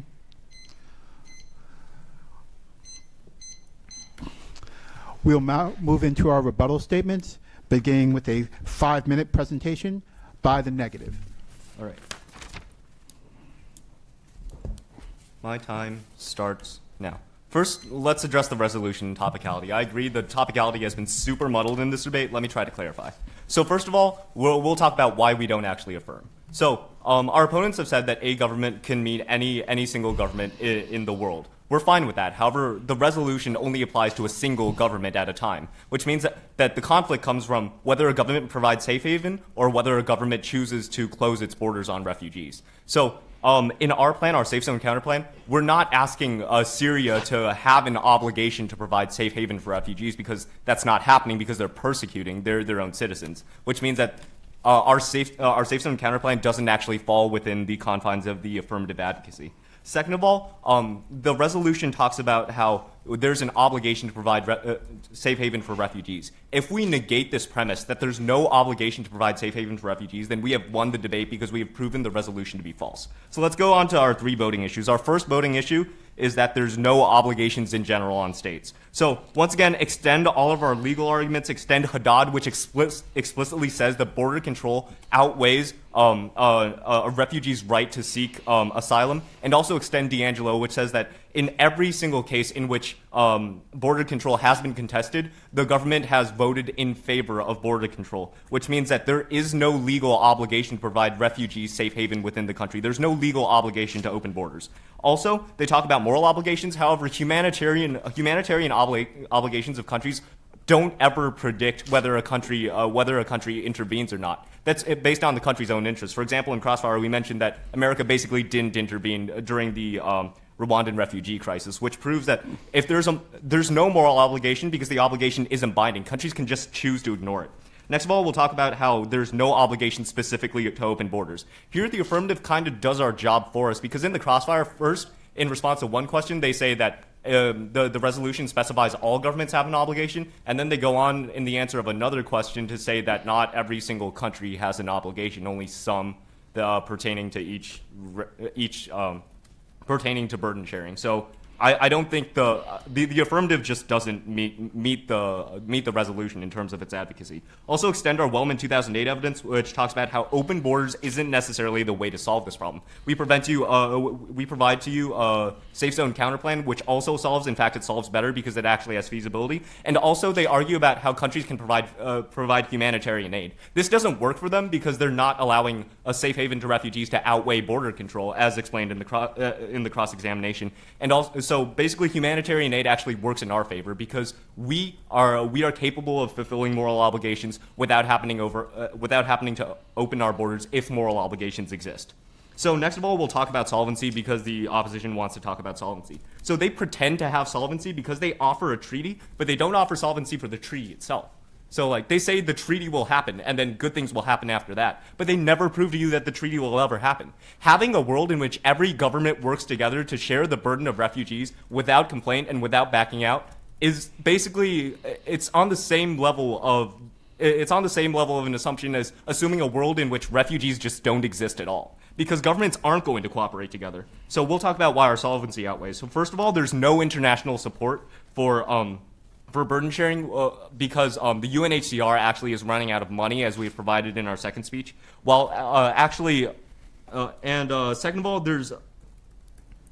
of all, let's talk about international support as in whether international willpower. So on burden sharing side, they don't actually provide any feasibility in terms of whether countries will actually enter this burden sharing plan. Well, they say there's going to be a hypothetical convention, but that convention won't happen. On our side, however, just on May the 4th, actually, there was a convention in which Russia, Iran, America, and Turkey, all stakeholders in Syria, agreed to create a Syrian safe zone. In fact, so basically all parties involved are agreeing on a safe zone, which means we totally have international support in terms of providing a safe zone. Also, their time frame is long, as explained in one of their situations in Vietnam.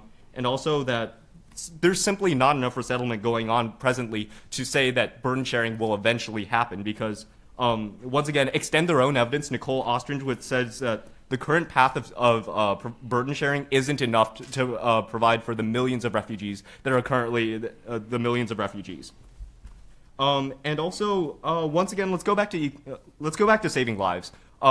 We provide you a unique impact, which is smuggling that they never talk about. We save thousands of lives every year because we prevent the need of refugees needing to travel. That's why you're voting egg. Thank you. And now we will have a 5-minute rebuttal presentation from the affirmative. Okay. Yeah, judges ready? Opponents ready?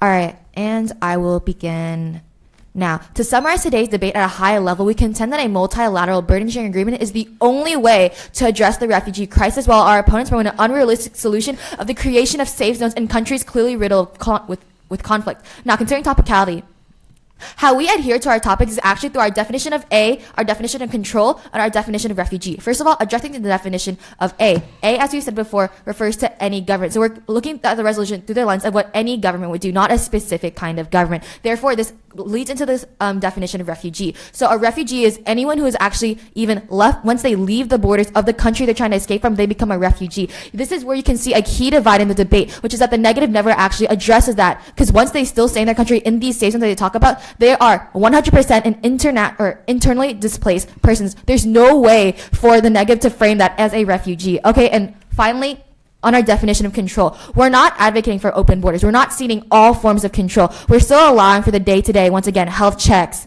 background checks, that kind of thing. It's the right to control. We're de-emphasizing that right to control and prioritizing the right of the refugee.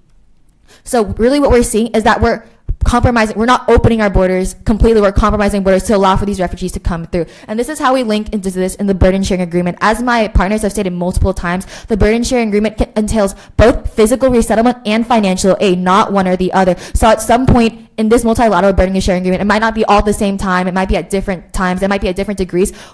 At least one country will have to cede a portion of their right to border control in order to let these refugees in order for this multilateral burden sharing agreement to work. Okay, now moving on. Refugee admittance does outweigh a government's right to control its borders in a logical, pragmatic sense. The affirmative plan fulfills national interest by mitigating the harms of the current crisis and allaying the global destabilization that has arisen from this conflict going largely addressed. Second, safe zones have been historically shown to be ineffective. The massive Srebrenica massacre, the State of Rwanda and Tutsis are just two examples. And the vast majority of safe zones created haven't been safe at all. And the negative violates their own position. If, for example, in the Syria example brought up in cross-examination, if Assad doesn't allow for these foreign militaries to come into the country, then we're violating we're violating the right to border control of that state. This falls onto the negative does not have access to this kind of thing that they constantly go back on. Moving on to review the feasibility of burden sharing. We recognize that progress on this issue will be difficult, but historical precedents such as the multilateral responses to redistributing refugees in Indochina and African refugees light the way and demonstrate the feasibility of this plan. This is different from what Nicole Oshun was discussing. It is a new type of uniquely binding plan. Nicole Oshun is highlighting exactly what we're trying to argue against, the unfair distribution of refugees. We're advocating for a fair distribution of refugees.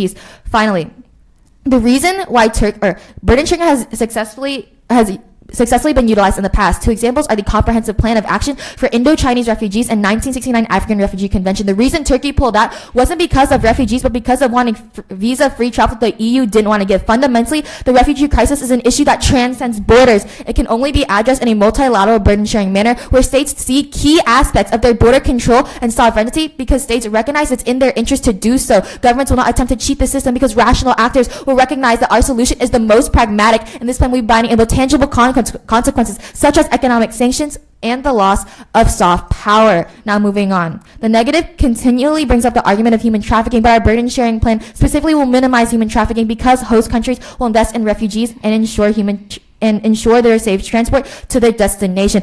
Additionally, my opponent, the negative, does not solve this impact. Refer back to all the arguments we listed against their safe zone. They can't solve for the one impact that they're relying on, this human trafficking.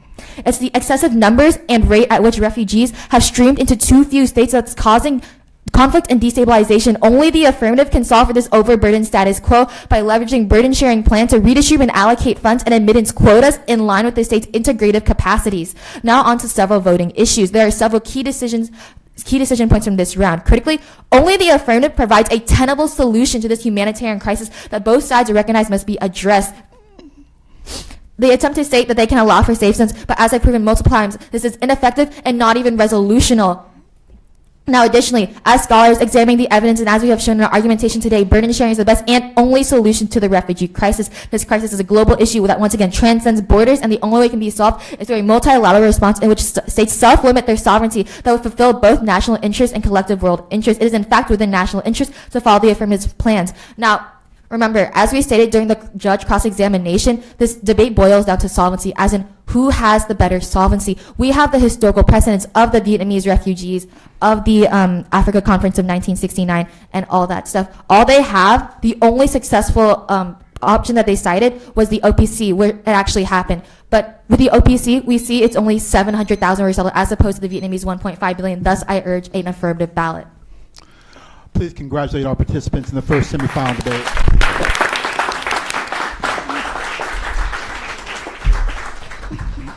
The judges will now have an opportunity to cast their ballot in just a few minutes. We will announce the winner of this round and then begin the second semifinal debate.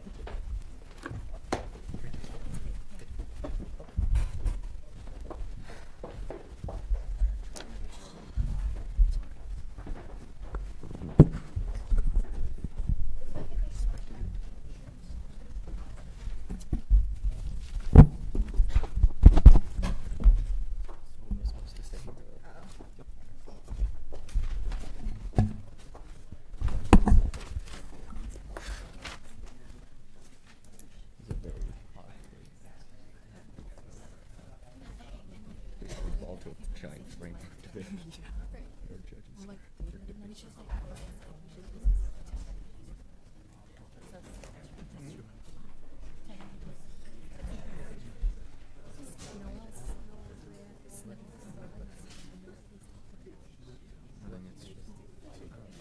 Just became a giant dog. Exactly. We should have jumped after and just get out.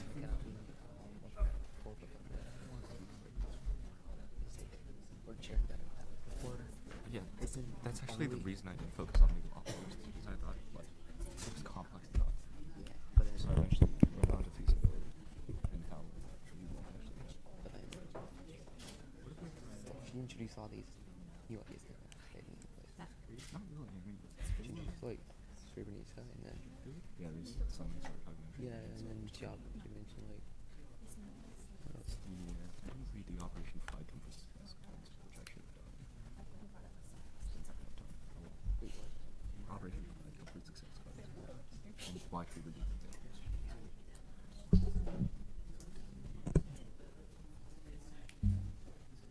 Really, really messy. Yep. I honestly don't know what they're gonna vote on. I don't know either. But probably gonna vote on like preference. Vote on crossing. Vote on cross-sex. That's insane.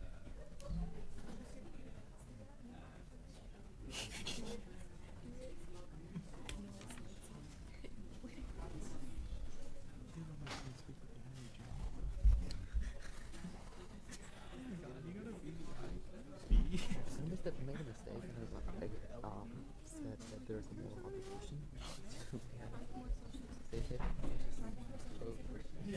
But then you kind of saved it by saying it's not that binding.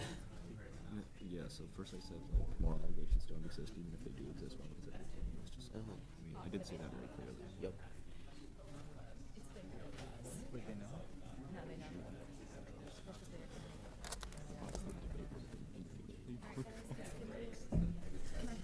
What? We should have focused less on topicality and more on Xenophobia. Definitely, but then again, they wanted to do they wanted to do so. topicality and like a government. When we talk about operations, Yo, we have to.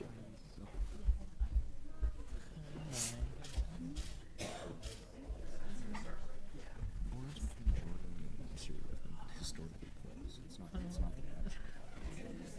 not like Jordan has solution. Yeah, I said that. So They're historically so like the justification for burden sharing is that Jordan is facing like a justification is that we need to restore Jordan's border protection. So we need burden sharing. That's literally kind of weird. Yeah, so like you're like prioritizing this government's border control, They had an but interesting then definition of undermining that other way. governments. Huh? They had an interesting definition of that. How? I mean, they defined it to the extent, but it's more. They don't. They don't really compare, you know. They Yes, just, they don't. they don't really weigh anything. They just also like every judge thinks safe haven is what we're going for, but then there's something one of them. Safe haven is not the only mechanism. Safe zone, you mean? Yeah, safe haven. Yeah, I mean, I talked about that like how humanitarian aid actually is. Yeah, But we like, probably we need to make it more clear in like the first very huge safe haven is ideal for some cases, but then we offer others. This goes well. We're probably gonna lose. I don't know. Actually. I think we won feasibility. I think the guy in the middle didn't really buy it safe. Yeah, like they were like a multi-actor. Yeah, exactly. They were frustrated about that. So probably gonna vote on people. I don't know. Oh, we were prepping. I hope they don't weigh on Decided to lives. almost snail. No, they didn't even mention lives. They mentioned like 1 second, I think. Yeah, but like 1.5 million versus 700,000. That's still. Vietnamese. Yeah, like Vietnamese. But then, but then OPC is 4 months. Vietnamese like. So, I don't know how this is gonna do. It's just because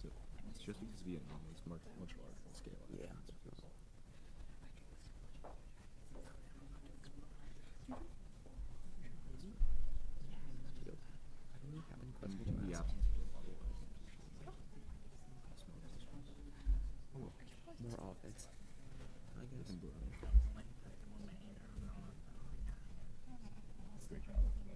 Yep, really good job. Second speech was amazing.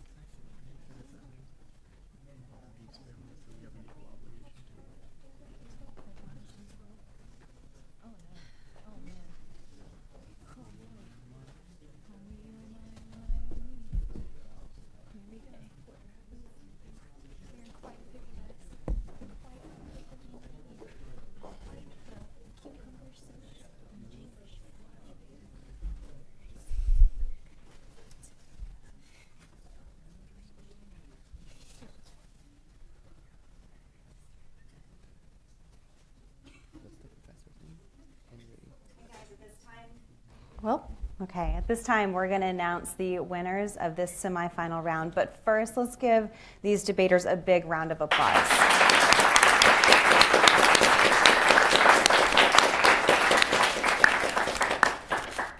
We do have a split vote in this decision, but the advancing team is the negative team, Beijing OnReach.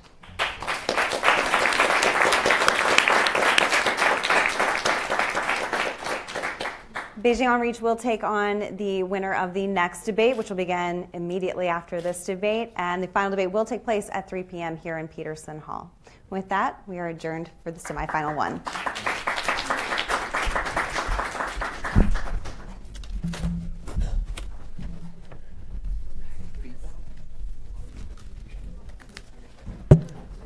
Take this stuff. Oh, right, of course.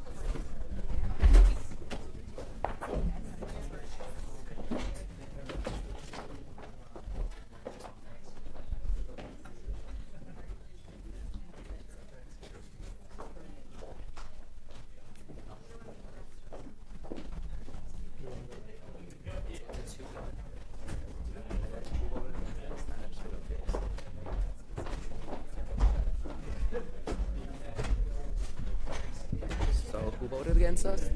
I don't know. I don't expect the next debate to be like this debate. Oh, just我得写一个决赛的感想词。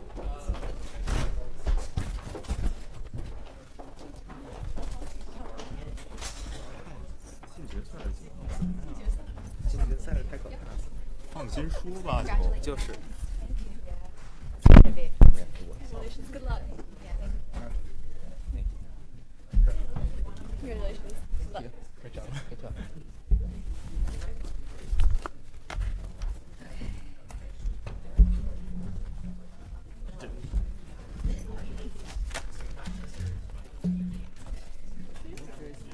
What?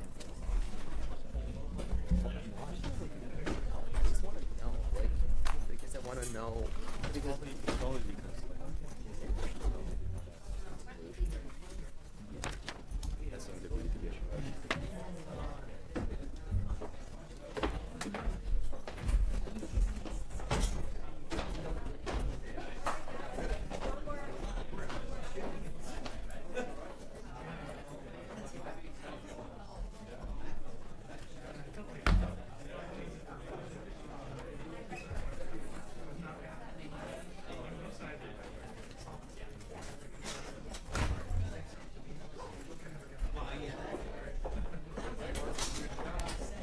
Thank you so much.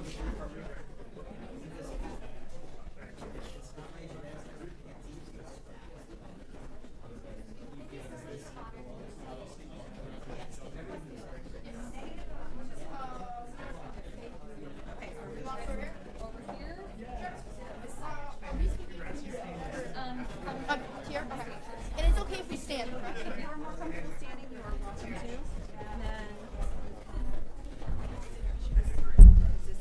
Who's going this round? Yeah. Put it in right order. These are good. Just have microphones with us.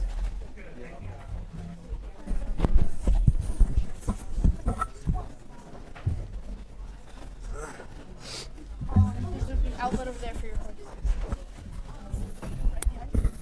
There's many outlets. Yeah.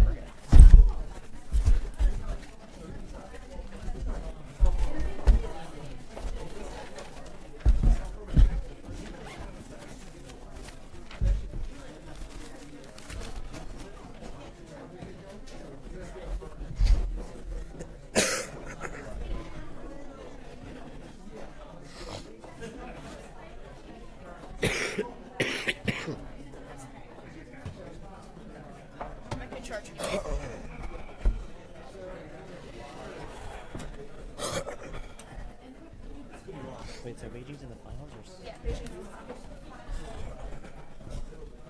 Okay, guys, you ready? Hey, remember? Apologize. Yeah. Apologize. For all of the offensive things you say. Totally. Guys, stop the microphones. Oh my god. Should we do this with arms? Should we do this? No. I don't know.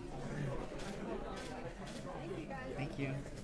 The alternates aren't going to Up here. Oh, Grammy's coming in Germany. Oh, Mom.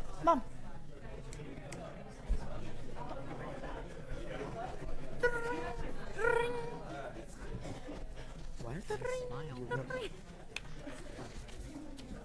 I'm better than Mom.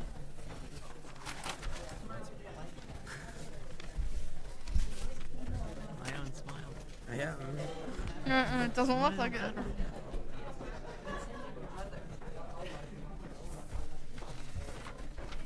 Am I still smiling? Smile with your face, not your teeth. Smiling like a chick. I smile with buck teeth. Good. I know, poet, but I know somebody wants to seize the moment.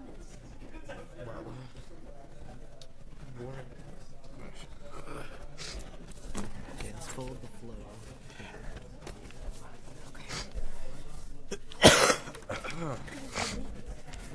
I'm so ready. Can I have the phone? I need it. God, Patrick, smile. Put your hand away. Give me the phone.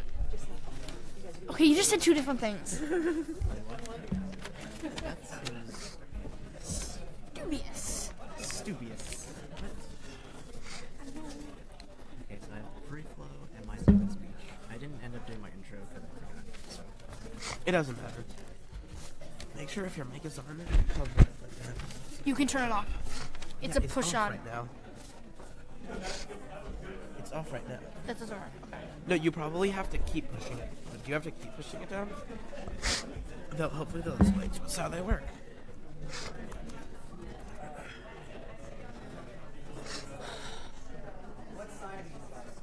Affirmative.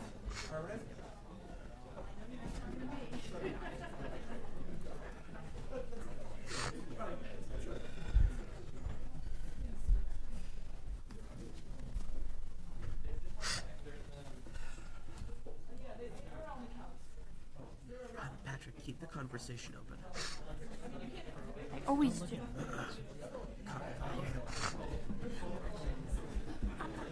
Okay, let's just get in the mood. Get in the mood.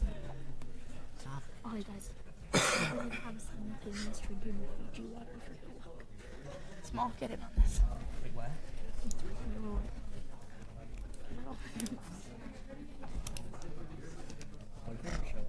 Three. Hold on. 3, 2, 1.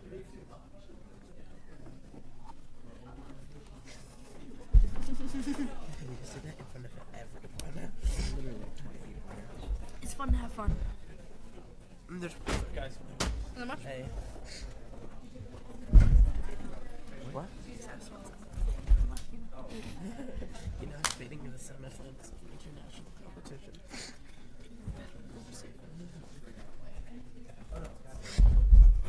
We did. Didn't shake him.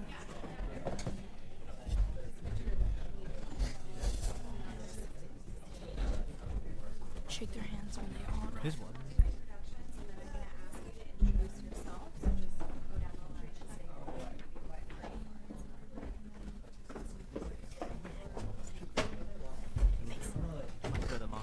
Just shake their hands. He goes by Benji sometimes. Benjamin. Good luck, guys. Thank you. I can be back. Yeah. Thanks. Yo, Julie, do you have blank paper? Okay. Good luck. You guys Good luck. this is how you really are. Good Good luck. Yeah, just all around. Do you have any blank paper? Like printer paper? Oh, yeah. He has lines. Right. Good luck. Okay. 167.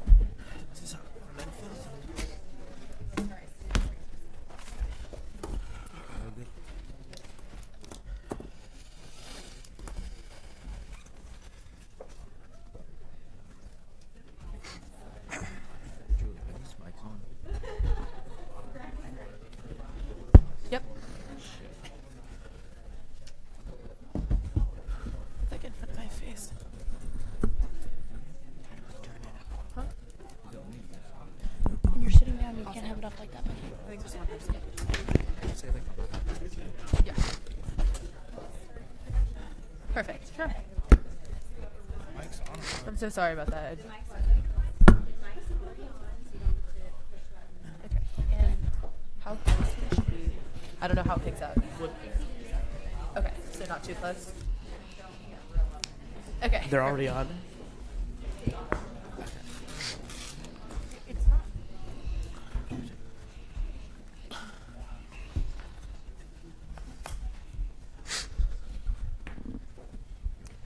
Welcome. Now that the first semifinal debate has concluded, we welcome the debate teams that will compete in the second semifinal debate.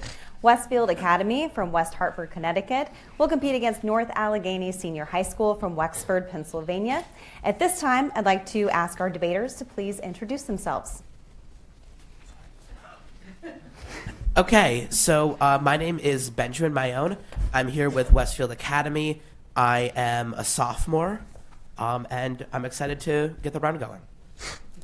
Hello, my name is Ben Small. I'm a sophomore also, and I'm looking forward to a good debate. My name's Patrick Henderson, and I am a freshman. My name is Julie Chen. I'm a senior. My name is Frank Lee. I'm a junior. My name's Anmol Anand, and I'm a senior. Let's give these student debaters a big round of applause.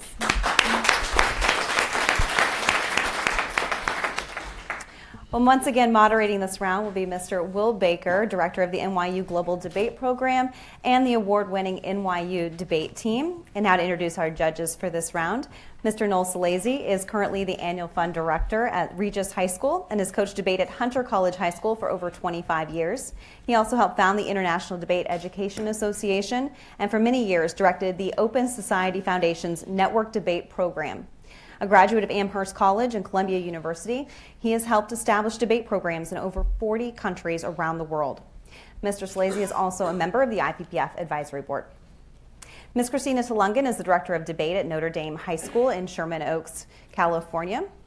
Her students have reached the elimination rounds at many leading tournaments, and 3 of her teams have qualified for the Tournament of Champions the last 2 years. Ms. Tulungan was a 4-year CETA NDT debater at the University of Southern California. She's a longtime member of the IPPF Topic Committee and is now a member of the IPPF Advisory Board. She also coached the 2011 second place and 2010 third place IPPF teams. And Mr. Trey Smith is the New Mexico District Chair of the National Speech and Debate Association and the Executive Director of the East Mountain High School Foundation. He has coached multiple teams to the Elite 8 rounds of the IPPF. A two-diamond coach with the NSDA, Mr. Smith has coached over 50 students to the national tournament, including multiple national finalists and the 2012 National Student of the Year. In 2015, Mr. Smith was named the Outstanding Speech, Debate, and Theater Educator for Section 6 of the National Federation of High Schools. Ladies and gentlemen, a round of applause for our judges and moderator.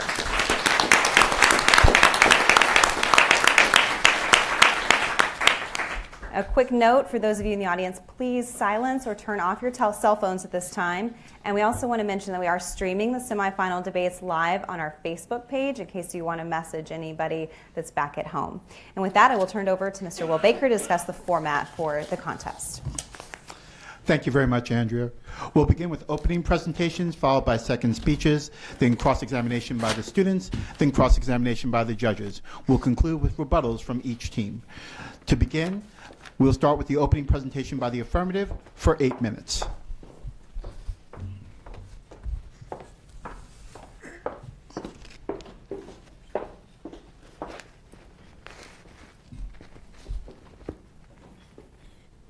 Before we begin, my team would like to congratulate the top 8 teams for making it this far, and we look forward to a great round. On behalf of our team, I would like to say thank you to a few parties. First, we are grateful to the International Public Policy Forum for giving us this opportunity to practice our written and oral debate skills in the city of New York. Next, we would like to thank the judges, coordinators, and volunteers for their time, with special thanks to our ambassador, Sophia, for taking the time out of her studies and supporting us this weekend. I would also like to thank our coach, Ann Walsh-Henderson, for her time and energy. Finally, I would like to thank our parents for their continuous support. And to everyone who has come here through this process, and for those who have come here to cheer us on today. Thank you. Everybody ready? 1 out of every 113 humans on Earth is a refugee or internally displaced, according to the United Nations High Commissioner of Refugees in 2016. That tally is greater than the population of Canada, Australia, and New Zealand combined. If countries continue to prioritize border control over refugees, that number is only going to rise. Affirmative is going to show that 1, governments have a compelling moral obligation to provide safe haven to refugees. 2, failing to honor this obligation will result in severe harms to all nations. And 3, respecting this obligation will yield tangible and substantial benefits. Therefore, we proudly affirm the resolution that the obligation to provide safe haven for refugees should outweigh a government's right to control its borders. We begin with definitions. We define the obligation to accept refugees according to the 1951 UN Refugee Convention, which includes the obligation to a person who, owing to a well-founded fear of being persecuted, is outside the country of his nationality, but has several exceptions, such as those who have committed a serious crime or are planning to commit one in the future. A part of this obligation is the obligation for countries to help refugees get to the safe haven. According to HarperCollins Dictionary, safe haven is defined as a place where people who need to escape from a dangerous situation, such as war, can be protected. We define a government's right to control its borders in the context of this debate as a right of a country to reject refugees to whom the state could provide safe haven. Affirmative advocates for every country being required to take the number of refugees it can provide safe haven to. When nations cannot keep refugees safe, they cannot be obligated to accept them. 1, the moral obligation to help refugees is compelling and must be prioritized. A, refugees are entitled to basic human rights. Refugees have no home and are incapable of protecting themselves against human rights violations. In 2015, Christina writes that states are the most important institutions of the modern world for protecting the fundamental interests of persons. So when refugees aren't protected by their own governments, other countries must step in. Philosopher Peter Singer writes that if it's in our power to prevent something very bad from happening without thereby sacrificing anything of comparable moral importance, we ought to morally do it. Tony explains that human life is of the utmost importance, categorically outweighing anything else, because all other rights are dependent on life. Thus, while different ethical frameworks may reason differently, they arrive at the same conclusion. States are morally obligated to provide safe haven to refugees. This provides a compelling moral duty to refugees that outweighs the state's right to control its borders. Morally, preventing death and suffering cannot be outweighed by any harms negative may prove in this debate. B, refugees are not responsible for their misfortune. States have a moral obligation to provide safe haven because refugees have done nothing to cause their own suffering. People don't choose to be refugees. They are powerless in the lottery of birth, and therefore citizens of better-off societies have obligation to those who are born with greatly diminished life opportunities. As Shakhtar writes in 2009, this is true for the same reason it's immoral to discriminate against people based on their sex or race. No one has control over these characteristics, so it is wrong to treat them differently because of them. 2, failing to honor this obligation will result in severe harms to all nations. A, global obligations are necessary. This resolution asks us to decide how states should balance their sovereign rights with international obligations. For the nation-state system to be upheld, states must acknowledge the legitimacy of certain international duties. The world is far too interconnected today for a country to isolate itself by insisting it has an obligation only to its citizens. Many pressing problems such as climate change and pandemics cannot be dealt with only at a national level, writes Alberti and Bertucci in their 2003 article published by the UN. Nero and Jacqueline write in 2014 that if states don't accept that these obligations to others can sometimes outweigh the needs of their citizens, the world will be unable to react appropriately and solve global crises which threaten to spiral out of control. Richard Haas, the president of the Council of Foreign Relations, states in his 2017 book, A World in Disarray, that an approach to the international order premised solely on the respect for sovereignty is no longer sufficient. Global problems such as the refugee crisis can only be solved on a global scale. If nation-state system based on the principle of sovereignty is going to survive, countries cannot hide from global problems behind the protection of their borders, especially if they want to improve and protect the sovereignty that they hold so dear. B. Overburdening harms all states. The states refuse to admit refugees. It forces other states to accept more than they can support. This overburdening eventually harms all states. A huge impact of Affirmative's claim is that we result in a more equal distribution of refugees than the status quo, because on Affirmative sides, nations like Hungary are obligated to accept refugees. The Migration and Policy Institute noted in 2015 how Lebanon, Turkey, and Jordan host almost 4 million refugees, which terribly burdens their infrastructure and political fabric. 6 out of 7 refugees are in developing nations in 2016, according to Allegheny, who runs an international think tank dedicated to refugee issues. The disparity caused by some states being forced to take a disproportionate amount of refugees is worsened because often it is only privileged states that have the resources to prioritize border control. Anti-refugee policy and nativist rhetoric in countries best suited to take refugees, such as the United States under Donald Trump, contribute to the crisis and will ultimately hurt even these countries. Any benefit they derive from denying safe haven to refugees will be in the short term. In the long term, even these countries' citizens will be harmed as refugees flood the remaining countries. As Igneff of Harvard wrote in 2016, overburdening heightens geopolitical instability. It can result in shifting political allegiances, leaving destabilized states, as we've seen in Syria, Iraq, and Sudan, which are vulnerable to terrorism, extremism, and conflict, and potentially impacting global trade. 3. Accepting this obligation yields substantial security and economic benefits. Refugees are like a stimulus package. Center finds in 2012 that in Kenya, per capita GDP increased 25% in the host community as a result of accepting refugees. In 2012, Cleveland study found that every dollar spent in refugee aid translated to $10 of local economic activity. Refugees accept jobs critical to the economy of the host country, which native workers reject, leading to increased employment for natives in higher-level jobs. They also stimulate business expansion, they cause wages in communities to grow more quickly, and they boost demands for goods and services, according to Shelto, Fogg, Puri, and Swanson. The rapid aging of Europe's workforce has caused a simultaneous decrease in tax revenue and increase in government spending on pensions and health care. Admitting refugees would stop this, given that 55% of EU refugees were between the ages of 18 and 34, according to Shelter and Ayanto. Clemens, who leads the Migration and Development Initiative, concluded in 2015 that there's not any credible research that refugees are anything but a hugely profitable investment. B. Security benefits. Providing refugees safe haven benefits the state by decreasing terrorism recruitment. The UN High Commissioner on Refugees stated to the Security Council in 2015 that those that reject Syrian refugees, especially if they are Muslim, are the best allies of the propaganda and recruitment of extremist groups. Jihadists exploit this narrative to recruit more terrorists. Al-Qaeda's magazine Inspire is a prime example. Vulnerability makes people more open to the ideas of hate and terrorist ideology, according to Speckhardt in 2012. Offering refugees the possibility of resettlement is an important weapon in the fight against global terrorism. If the world leaders appear unwilling to help, this can lead to their portrayal as xenophobic and can turn the tide of opinion in conflict-ridden areas against those states, resulting in increased threats of violence and terrorism towards their citizens. In addition to the economic and security benefits, the International Rescue Committee conducted a study on the refugees in Lebanon and found that in areas where refugees received monetary support, child labor decreased, school attendance increased, and prices did not rise, as cited in Milbrand's 2016 book, The Best Way to Deal with the Refugee Crisis. Because we're on the side of helping those in need, I strongly affirm.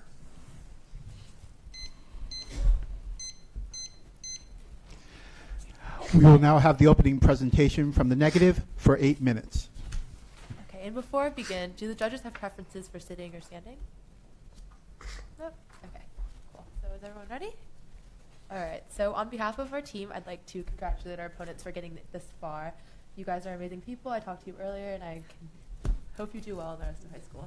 As for the rest of us, I'd really like to thank the Brewer Foundation and IPPF Foundation for hosting us here. We've had so much fun in New York, and we really enjoyed meeting people from all over the world.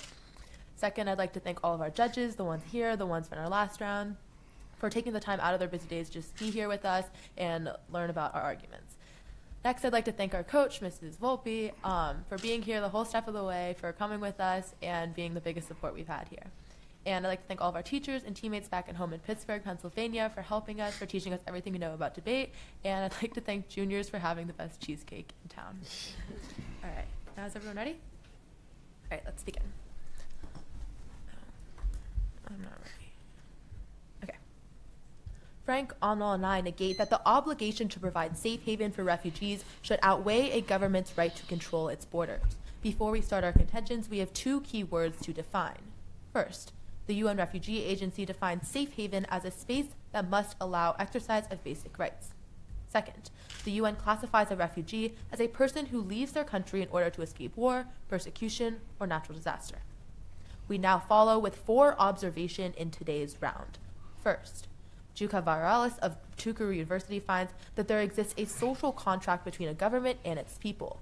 Therefore, we observe through social contracts, a government derives all of its power from its people and thus has the highest obligation to them. However, we do not advocate to abandon refugees altogether, but rather that such endeavors should not come at the expense of a nation's own people. In the status quo, even when governments aren't forced to prioritize safe havens, 80% would willingly welcome refugees into their country. Thus, in the negative world, countries can still aid refugees, they just simply don't prioritize them over their right to control borders. Second, the word should in the resolution implies that the ultimate decision of governments should be ruled by practicality and cost-benefit analysis. The International Public Policy Forum asks us to, quote, engage in debates on issues of public policy, end quote, implying that our debate should be focused on real-world examples and feasibility rather than looking at an idealistic world.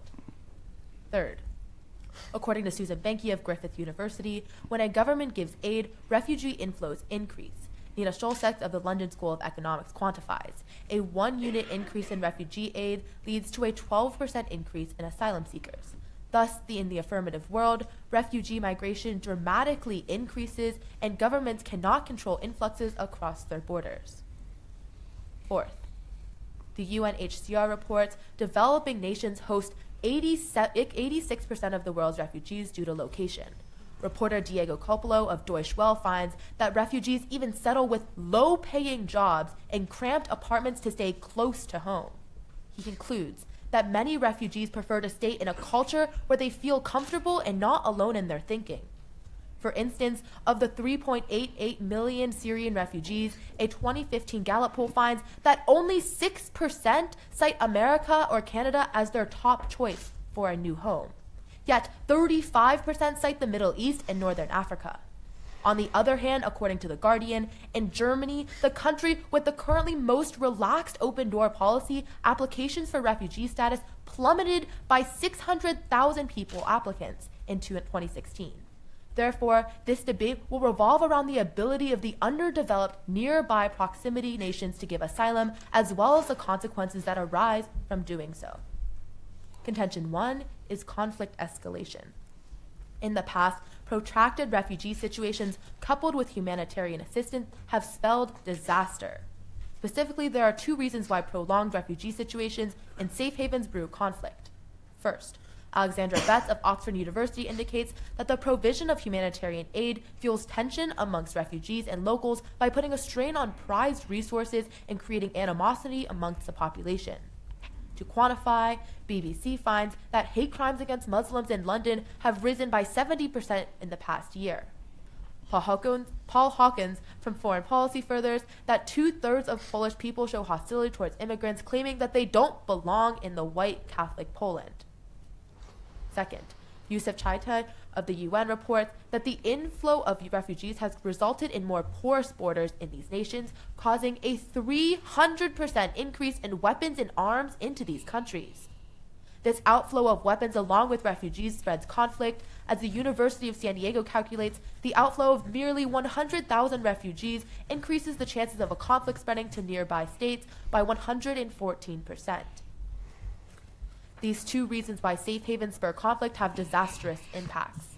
Salehan of the University of North Texas calculates that the presence of merely 20,000 refugees raises the odds of a military dispute by 85%. Even more, humanitarian aid has actually proven to worsen the conflict, as Neil Narang of Stanford University empirically concludes that 1-unit increase in humanitarian aid results in an 11% decrease in the chance of violent conflict ending. Therefore, refugees are not only more prone to creating conflict, but are causally linked to violent conflicts continuing for longer periods of time, increasing the number of death and poverty. We have seen examples of this conflict in the real world. as Oxfam International reports that conflicts in Chad and Niger have begun due to the refugee crisis created by the actions of Boko Haram. Similar precedent can be found in the conflicts between Colombia and Venezuela, along with Ethiopia and Somalia. The impact is clear, as Natalia Valencia of the University of Rosario calculates a standard single standard deviation increase in conflict increases poverty by 3.7%. Contention 2 is infrastructure. The UN Refugee Agency reports current populations of refugees have strained the services and infrastructure of host nations. Lydia Tomkew of the Christian Science Monitor explains why, indicating that most refugees flee to governments that don't have the resources to sustain them. As previously stated, they prefer to stay close to home, being A, very dense, and B, not having the resources. Particularly, Carlos Singal of the Rutgers University points to the trade-off between spending on humanitarian aid and domestic development. These trade-offs make a government capacity to handle the crisis much worse in the long run. As Philip Kiefer of the World Bank finds, the prioritization of humanitarian needs conflict with the long-term goals of development and infrastructure and services for our government's own people and the refugees. Furthermore, UNRWA finds that the quality of a country's infrastructure is a prerequisite to achieving any effective poverty reduction or even creating safe spaces in the first place for these refugees within the host country. Thus, by prioritizing humanitarian aid, we shift away from the only way and the only method of solvency to actually solve the crisis in the long term. Contention 3 is resource scarcity. Patricia Ongpin of the Forced Migration Review explains that refugee populations have created a shortage in resources by straining infrastructure capacities and supply chains for common goods. Therefore, limited resources lead to competition between native populations and refugees. The United Nations postulates that the presence of refugees compounds the existing environmental, social, political, and economic difficulties in host nations and creates strain upon the economy and government. Particularly, refugee populations have shaken food chains. Ethan Ligon of the University of California, Berkeley explains that since the refugee demand is far greater than farmer supply, there is a shortage in food that leads to higher prices all around. To contextualize, the UN finds that food aid for refugees increased prices by 50% for local producers, which disincentivize markets from expanding production and leading to the destruction of their rural economies for both refugees and natives. The Journal for Agriculture and Food Economies quantifies that in Lebanon, the nation that got the largest refugee population, increased demand for food from the refugees and actually increased food prices by 42%, increasing the risk of low-income Lebanese citizens suffering from malnutrition. The impact is clear as the World Bank empirically calculates that every 10% increase in food prices pushes 10 million people into poverty. Thus, we negate. Thank you. The affirmative will now have 90 seconds to confer before the second affirmative speech.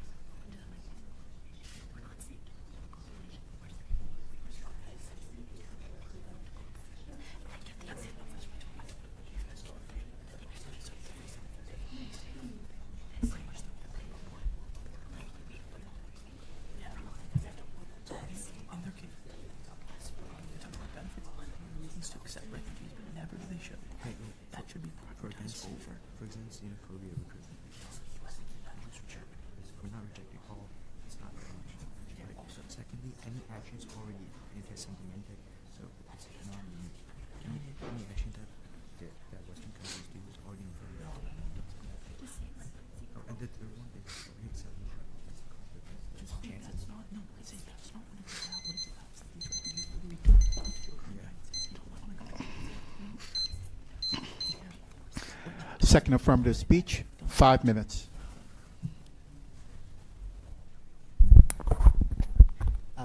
Can everyone hear me?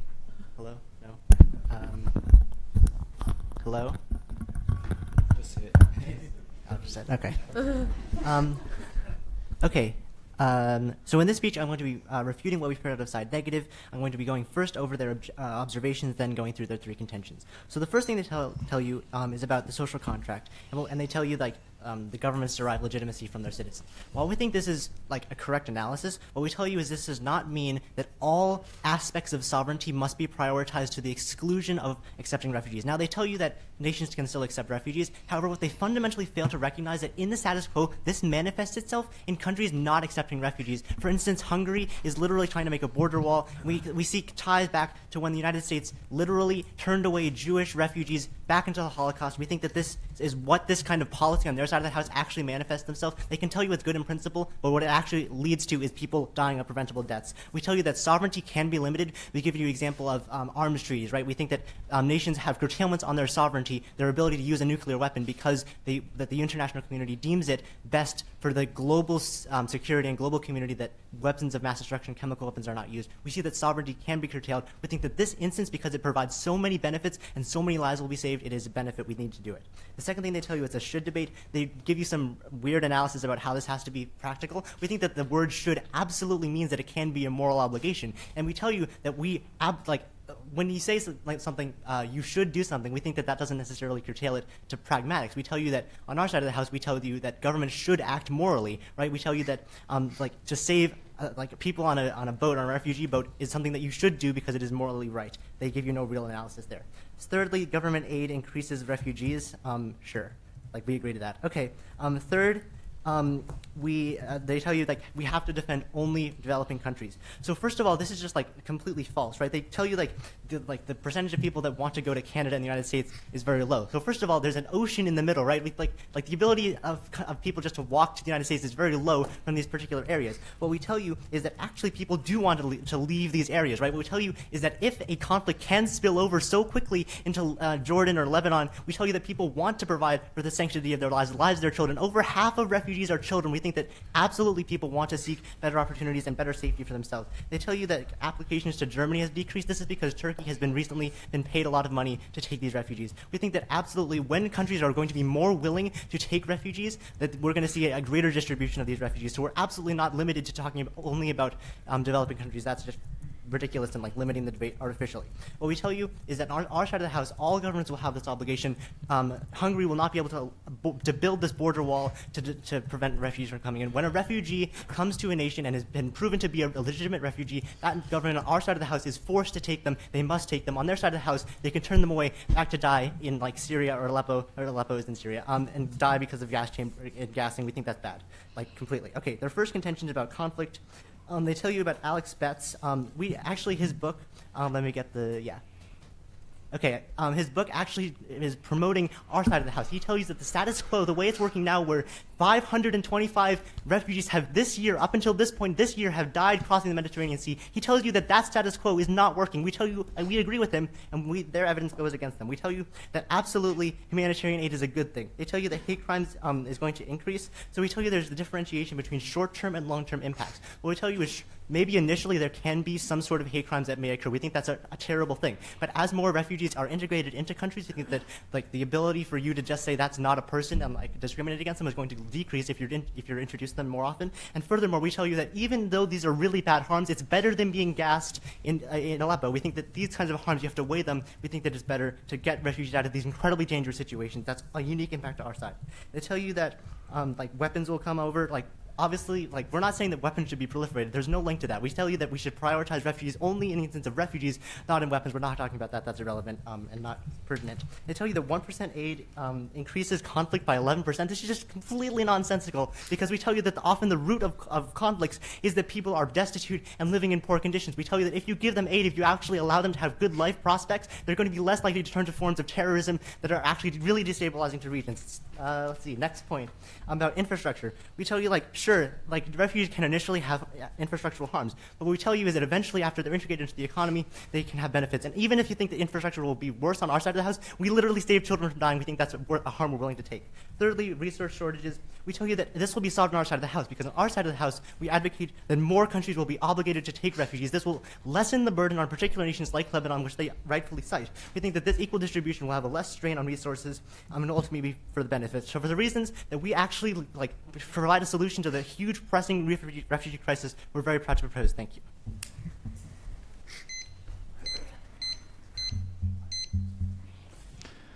The negative will have 90 seconds to confer before the second negative speech.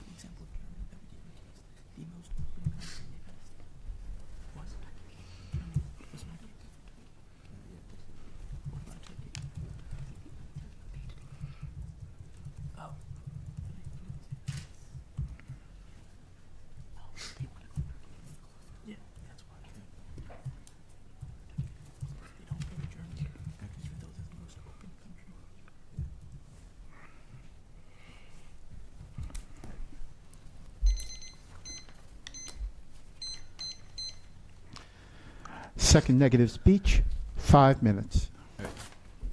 Is everyone ready? Can everyone hear me? Okay.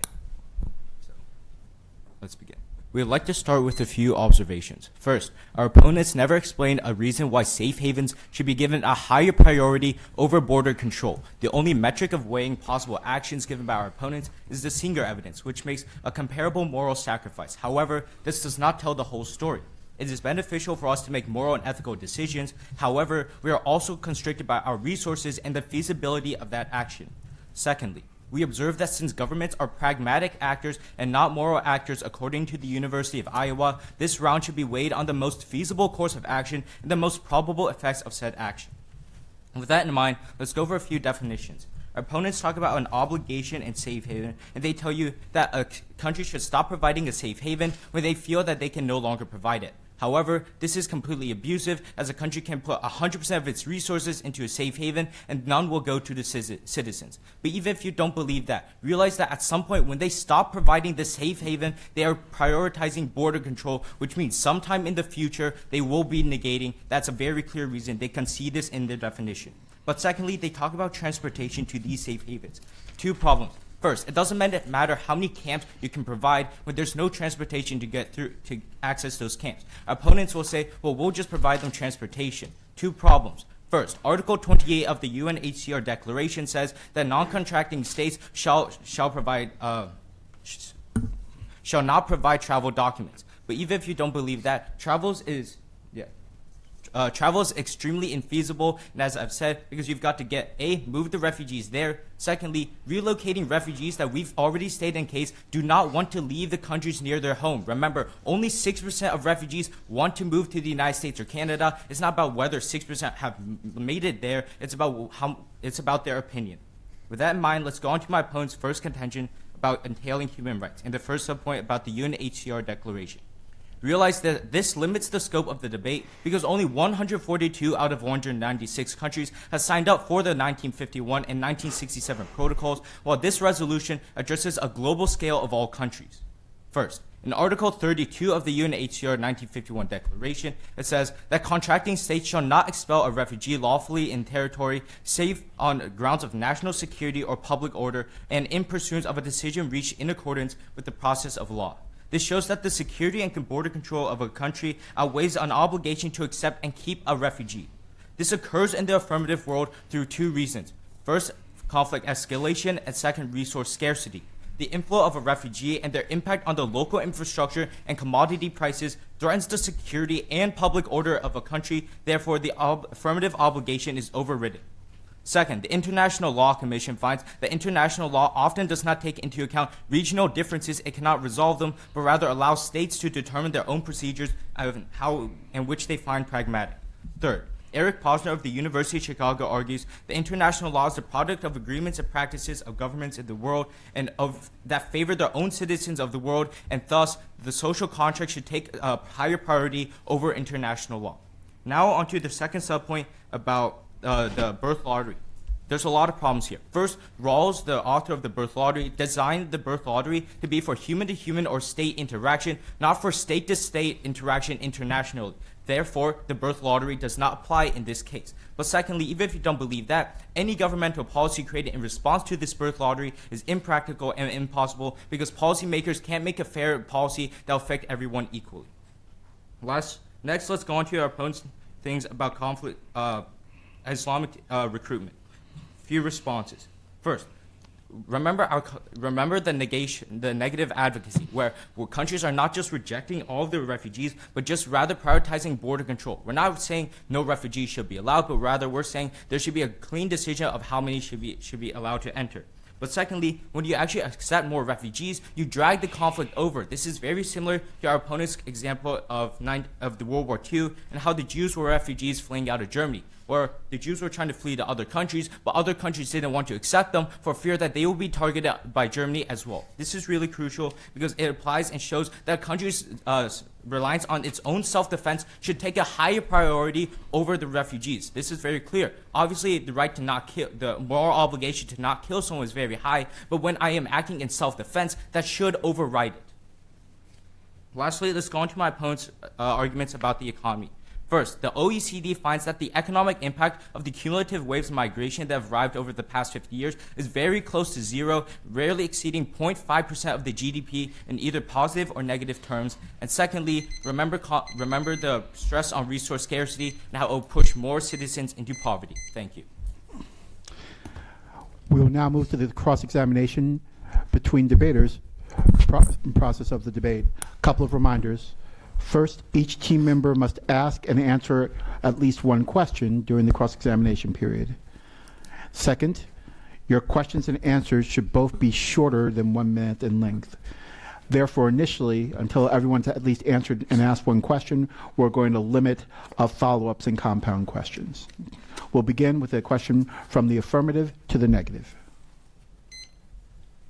So, to your points about conflict escalation in the region because refugees go to bordering countries and then spill the conflict in whether it be ethnic or otherwise into those nations, to your infrastructure argument, which is nations close to these countries don't have the infrastructure to deal with refugees, and to your resource scarcity argument, which is again that nations close to these countries don't have the resources to deal with a large number of refugees. My question to you is, on our side of the house, not only do we have at the bottom limit the 6% that want to go to 2 countries, but we also have all of the individuals who want to go to Asia, other parts of Africa, other parts of the Middle East, Europe, and other areas around the world, including South America. So my question to you is, on your side of the house, the status quo, don't these countries, which get overrun by refugees because they don't have the ability to actually stop refugees from coming to their countries, actually have more refugees than on our side of the house, where at least some of the refugees are being moved to other countries?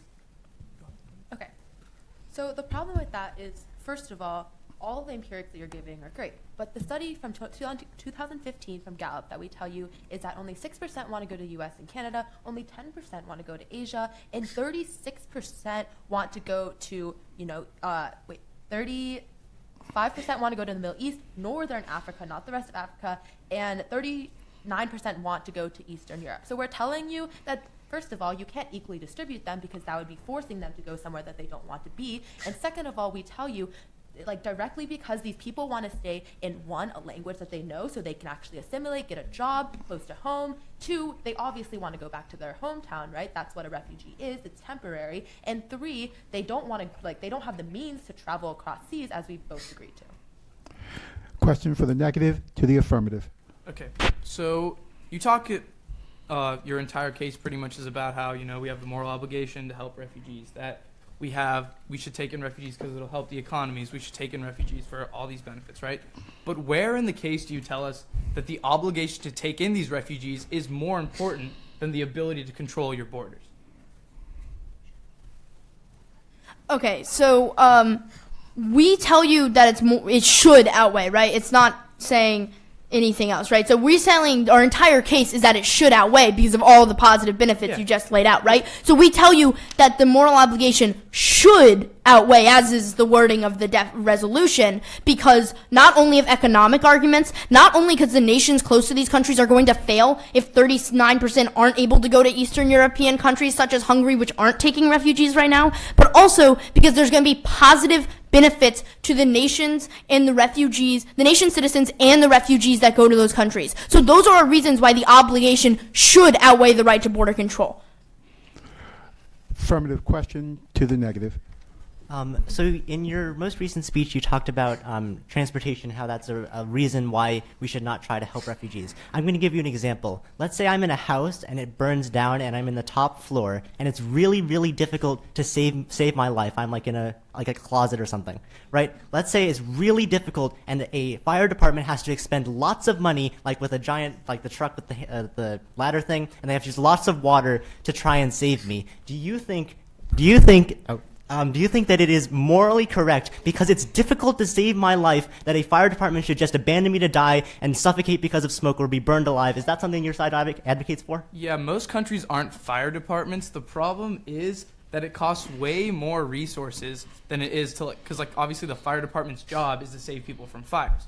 But for a nation, their first and foremost obligation is to its own people. And then we show you that most of these nations don't have the resources to pay for this transport. Like the United States, if they were to open up their borders, wouldn't have the resources to take all the refugees all the way from Syria. And then third and finally, that's not most of these people want to stay close by. That's a very important point that you're missing, right? So they don't really, the countries close by won't have to pay for transportation. That's why they'll end up going to those as opposed to the countries way far away that you guys are talking about. Question from the negative to the affirmative. Okay, so when we talk about equally distributing refugees to other countries, first of all, the resolution states a government. So do the governments decide themselves, I want X amount of refugees, and is that not the definition of your right to border control? Because you talk about equal distribution, that means by definition, you don't let people go where they want to go, right? If you are equally distributing them, our card from our Gallup poll tells you that they don't equally want to be distributed. So if we're forcing equal distribution, the questions are, one, are we going to force them somewhere? Two, who decides how many? Does the United States just say, I want 10 people, I want 300 people? Who decides that? And three, what is the moral obligation to only take in a few people, and at one point, maybe down the road, 10 years from now, 20 years from now, isn't that still your right to control your borders? So we're not going to have countries being able to specifically choose how many refugees they take. And we are not going to force refugees to go to a country that they don't want to. So in the statistic that you brought up, I'd like to point out that far more refugees than those that want to go to the Middle East want to go to either Europe or Asia.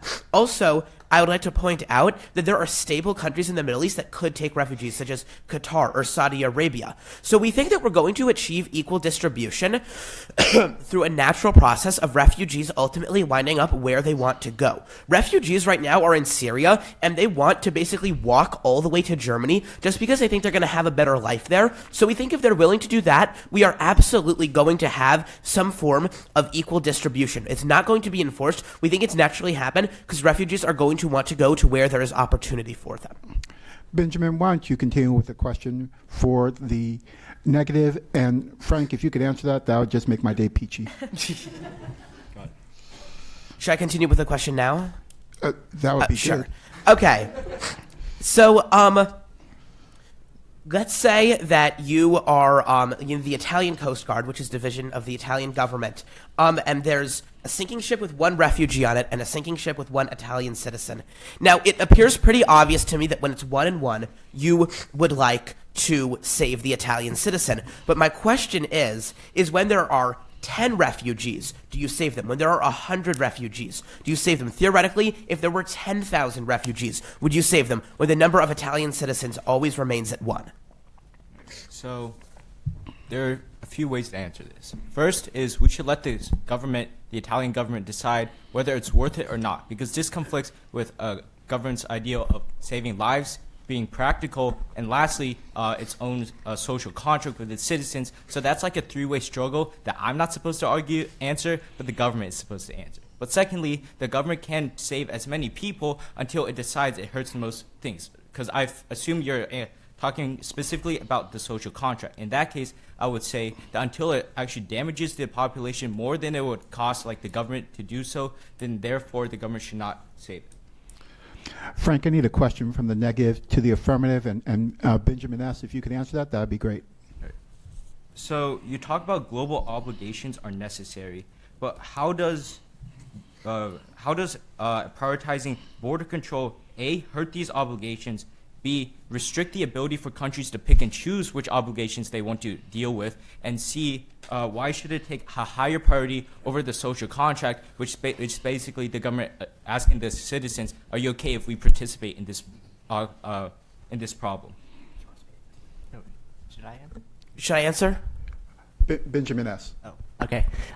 So on the thing you just talked about with social contract, and like how it should only be to its citizens, what we tell you is that first of all, this resolution is not asking us to like completely devalue the social contract. We think that it can exist in other situations. But what we tell you is that when the prioritization of border control in the form of sovereignty in this particular instance leads to people dying, we think that it is legitimate to like override that bit of sovereignty. As I gave an example, right? A government is not able to exercise its autonomy and its sovereignty to the fullest extent. The international community has realized that there have to be limits on sovereignty. Otherwise, we can have like rogue states doing whatever they want. For example, the Rwandan genocide, like literally no country went in to save 1 million people from killing themselves in like, I don't know, 6 weeks. I'm not exactly sure, but we think that this idea of unlimited sovereignty and sovereignty to like absolute sovereignty is not going to be good. We think that there have to be limits on sovereignty, and in this particular instance, when deprioritizing sovereignty to allow people who are fleeing persecution to save their lives is something that we stand for. I think that's all my time, but we can answer the other questions later. Question for the negative from the affirmative. Okay, so excuse me. So I want to go off something that was stated earlier. So in your response to my colleague's question about a fireman saving a man who is burning in a upstairs building, even though it was in this situation incredibly expensive to do so, I am wondering if your answer would change if it was foreigners who are not a part of the social contract and who do not pay taxes to fund that firehouse, if it was his or her life at risk instead of a citizen. And if not, how do you reconcile that with the fact that those funds are not going to help citizens, are instead going to non-citizens? Okay, so the point that we try to make here is that, first of all, again, like it's a government, not a fire department, and the government's main obligation is to its own people. Like that's the fundamental difference.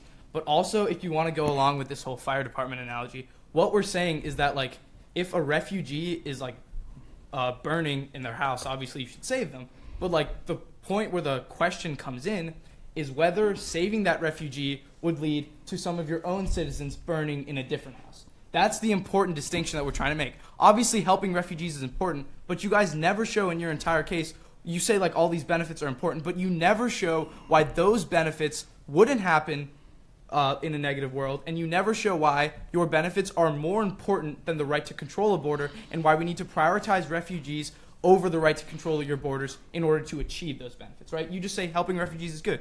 Yeah, sure, it is. But what we need to look at is when it comes in conflict with your border control. Could we have a follow-up? Yeah, do it quickly. So you say that we don't tell you why negative can't achieve our impacts, but how possibly on side negative, when you're advocating against foreign aid, when you're advocating against taking refugees, in some cases you're advocating against foreign aid, how can you possibly achieve the impacts of taking refugees and saving their lives? That's like the fundamental misunderstanding that you guys have. We're not advocating that we shouldn't help refugees. That's not at all what we're saying. But what we are saying is that when it comes in conflict with controlling your borders and keeping your people safe, a government should opt towards keeping their people safe and keeping their borders safe instead of helping those refugees. You can help as many refugees as you want until it comes in conflict with your own resources. That's what you guys yourselves say in your framework. You say that countries should just keep going until they don't have any resources left. That's a clear-cut reason to vote for the negative.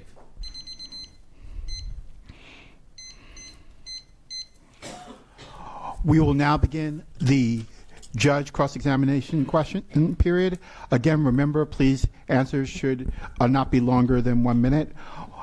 We will try to initially get 5 questions alternating between each side, and then after that we'll have a free-for-all and people can just ask whatever they feel like. Well, not the audience, just the judges. But y'all know what I mean. For the affirmative, what limits, you keep alluding there should be some sort of limits that would exist on sovereignty, but not sure. What limits should there be in a practical sense? Like, when is it okay for a nation to reject any refugee, or is it okay ever? Under our model, when a refugee who has proven themselves to be a refugee through legitimate processes such as vetting to make sure they're not a terrorist who is not a refugee on our side, we tell you that on our side, the government will be forced to take that refugee. And what this will do, that nation will be forced to take refugees up until the point where they can no longer provide safe haven. So what negative is a little bit misinterpreting is that this limit is based on that nation's ability to provide for its own citizens. That's absolutely not the case. We're saying that when a government can no longer provide these refugees with safe haven, they are no longer obligated to do so, because the resolution says the obligation to provide safe haven, nothing less than safe haven. So in that instance, if the reason that they can no longer provide safe haven is that citizens are protesting and actually attacking refugees in their home country, would that be an example of when refugees are no longer provided safe haven? Okay, so I think it depends on the situation a little bit, right? So we're not saying just if like 3 people with signs show up out in front of the Capitol building, that means that we can't take any refugees in the United States, right? Because that would obviously not be substantial enough. What we are saying is that if like, I don't know, an incredibly large number of refugees were dying and getting their rights and their liberty taken away to the point where they do not have what is considered safe haven, then yes. I think a prime example of a situation where this would happen wouldn't be Hungary per se, wouldn't be Austria where there have been small amounts of hate crime, because that's still better than situations like Syria. It's more in a situation where you take a refugee from Yemen and you put it in Syria, right? There's no place in Syria where a Yemenis refugee can have the same safe haven taken care of, right? Because that government is unable to provide for it. So basically what we're saying is when governments are in almost all situations at a complete point where they have an inability to provide any point of safe haven, in situations where most of the time the government doesn't even exist in a very well-functioning body, we cannot expect or have them have an obligation to refugees to provide them safe haven, because they'll be unable to do so. I'm going to follow up on that as well. I wrote down, like, one of the very first things out of your guys' case that you said was every country is obligated. Like, I think you said that word for word, right? Every country is obligated. But now it seems like there might be certain limits to that. It seems like some countries can't. I guess we don't expect Syria to accept refugees from other countries, though I don't know why they would want to go there, but do they have the obligation? So are you changing your tune now? Do you think it's not that every country is obligated, or are they? So I believe that is a quote or very close to one, but we also said in our first speech with our definition that the obligation to provide safe haven, it means until the country can no longer provide it, because we don't think that countries have an obligation to provide a less than safe haven or a dangerous haven, if you will. So basically, Obviously, we don't think a country like Syria is going to have to take refugees, and that's what we've been saying. We think that really countries are uniformly obligated, and as my colleagues have talked about, that countries would have to take the refugees, and so that's what we stand for on Sound Affirmative. Okay, I'm still a little confused. You say we're focusing negative on developing countries, right?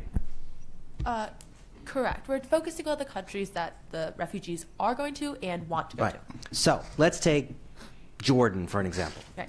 Now, Jordan, not that badly off, but yes, getting overwhelmed by refugees. So we have two options. We take the refugees coming to Jordan and relocate them to a country they don't want to go to, let's say Canada, the US, miserable places. Or we send them back to Syria, right? Or do we let them stay in Jordan? So what is it you're advocating happens to these people? Okay. Do they stay in Jordan, forced to go to Syria, or shipped off to Vancouver? So the definition of a right to control your border is essentially the right to control where people go. That's exactly what you're asking. At the end of the day, the only option under the affirmative framework is to let the refugees go where they want to go. And that would mean staying in Jordan, where it's overpopulated, where they already don't have the resources, where there's already been violent outbreaks because of the lack No, of but I'm asking you, you're saying Jordan has the right to control its borders, right? So what does Jordan do now to these people? Yeah, okay, so we tell you, again in our case, that like most countries are willing to accept refugees. We tell you, I think it was like 80% of people. Right, but Jordan's being overwhelmed. What does Jordan get to do now with the Syrian refugee that they don't have space for, right? We've admitted it.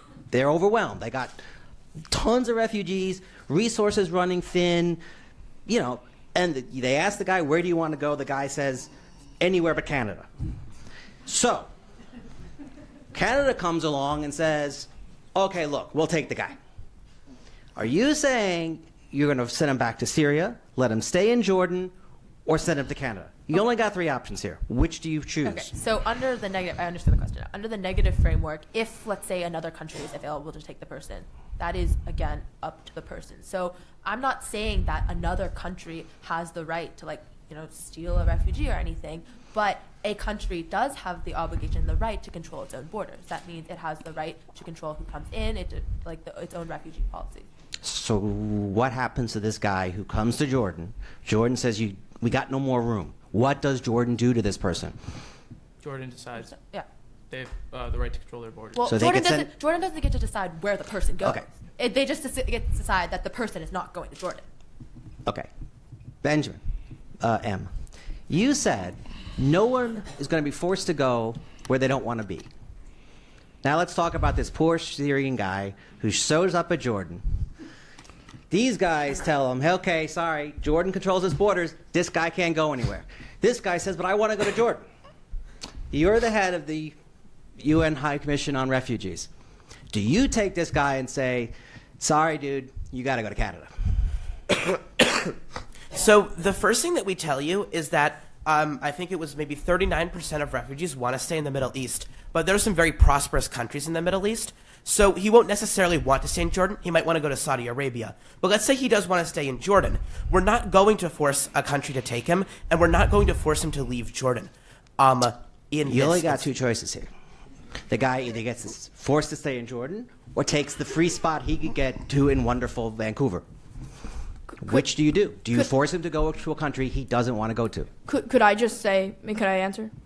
Okay, so I think if we give the guy, the refugee, a person seeking refuge from a place where they have a legitimate fear of persecution, two options, right? We say go to Canada, which might not be your first choice, right? You might want to stay in Jordan, or go back to the place where you have a legitimate fear of persecution from. On our side of the house, we don't think that it's going to be us having to force him to go to Canada, because we think that because he has a legitimate fear of persecution, which is a necessity for him being a legitimate refugee, there is an inherency that he would make the decision to go to Canada. But I'd also like to say that this is like this entire line of reasoning comes off false statistics or a false portrayal of statistics from side negative, right? The majority of refugees do not want to stay in the Middle East. They have no evidence to show that necessarily refugees want to like go to, just as my colleague was saying, Jordan, right? And they say themselves that more refugees want to go to Eastern Europe than the Middle East. So it might be they're not understanding that Eastern Europe is a different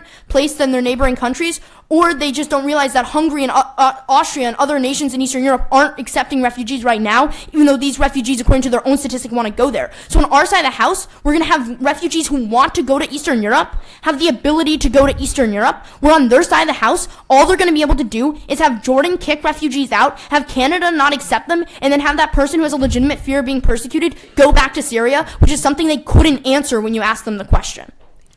I'm sure the judges have other questions. I still need to apologize to all of our Canadian fans who are watching this stream. Your country's fine. It's just an example. Let's go. Other questions from the judges? I have a question for the negative, and I think what I need your help with is kind of understanding your interpretation of the resolution, because it's easy for the affirmative to ask you, there's a guy in a burning house, you're not going to help him, right? And it's easy for us to say, like, okay, there's a refugee drowning off of his lifeboat, what are you going to do? And your answer to that refugee is, sorry, you're going to create a long-term increase in food prices. We can't take you, right? So obviously there's a disconnect of like how we're interpreting the resolution, how you evaluate these scenarios. Can you kind of unpack that more a little for me so we can understand how to evaluate those scenarios?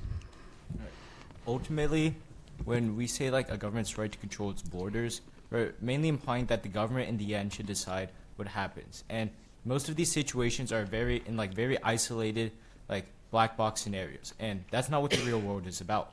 And at the end of the day, it is up to the government working with the refugee to decide what is the best median, and as a debate with two sides available, we cannot argue for that median. So right now we're just laying the possible facts about what will happen if a country takes in too many refugees. The affirmative is obviously listing reasons why we should take in refugees, and we just have to compare which will be the most probable and realistic action that a government will take. Can I add on to that? Sorry. So at the end of the day, I guess my partners and I are advocating for the status quo, which that means like our opponents are advocating for, countries take until they can't take anymore, until it hurts the people. That is our definition of a social contract. That is what governments are doing in the status quo. That's what governments decide for themselves. And that's the autonomy our opponents advocate for. That's actually on our side because that's the status quo. On the other side, what the affirmative actually advocates for is to not have the right to control borders, which means literally like just because having 10 more people might hurt your people, they don't get to decide that. And that's what the affirmative stands for. Because the affirmative ground right now is actually the status quo. I also have a question for the negative. You've been called out a little bit on your statistics, and I would like to hear a little bit about what is the backup for those statistics. And then if you were even to win the statistics debate, what is the impact of winning that part of the debate? Okay, so I'm going to read, it's a Washington Times article that cites a 2015 Gallup poll.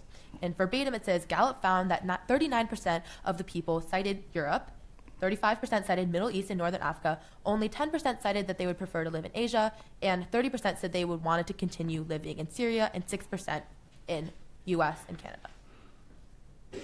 Good, everyone got those?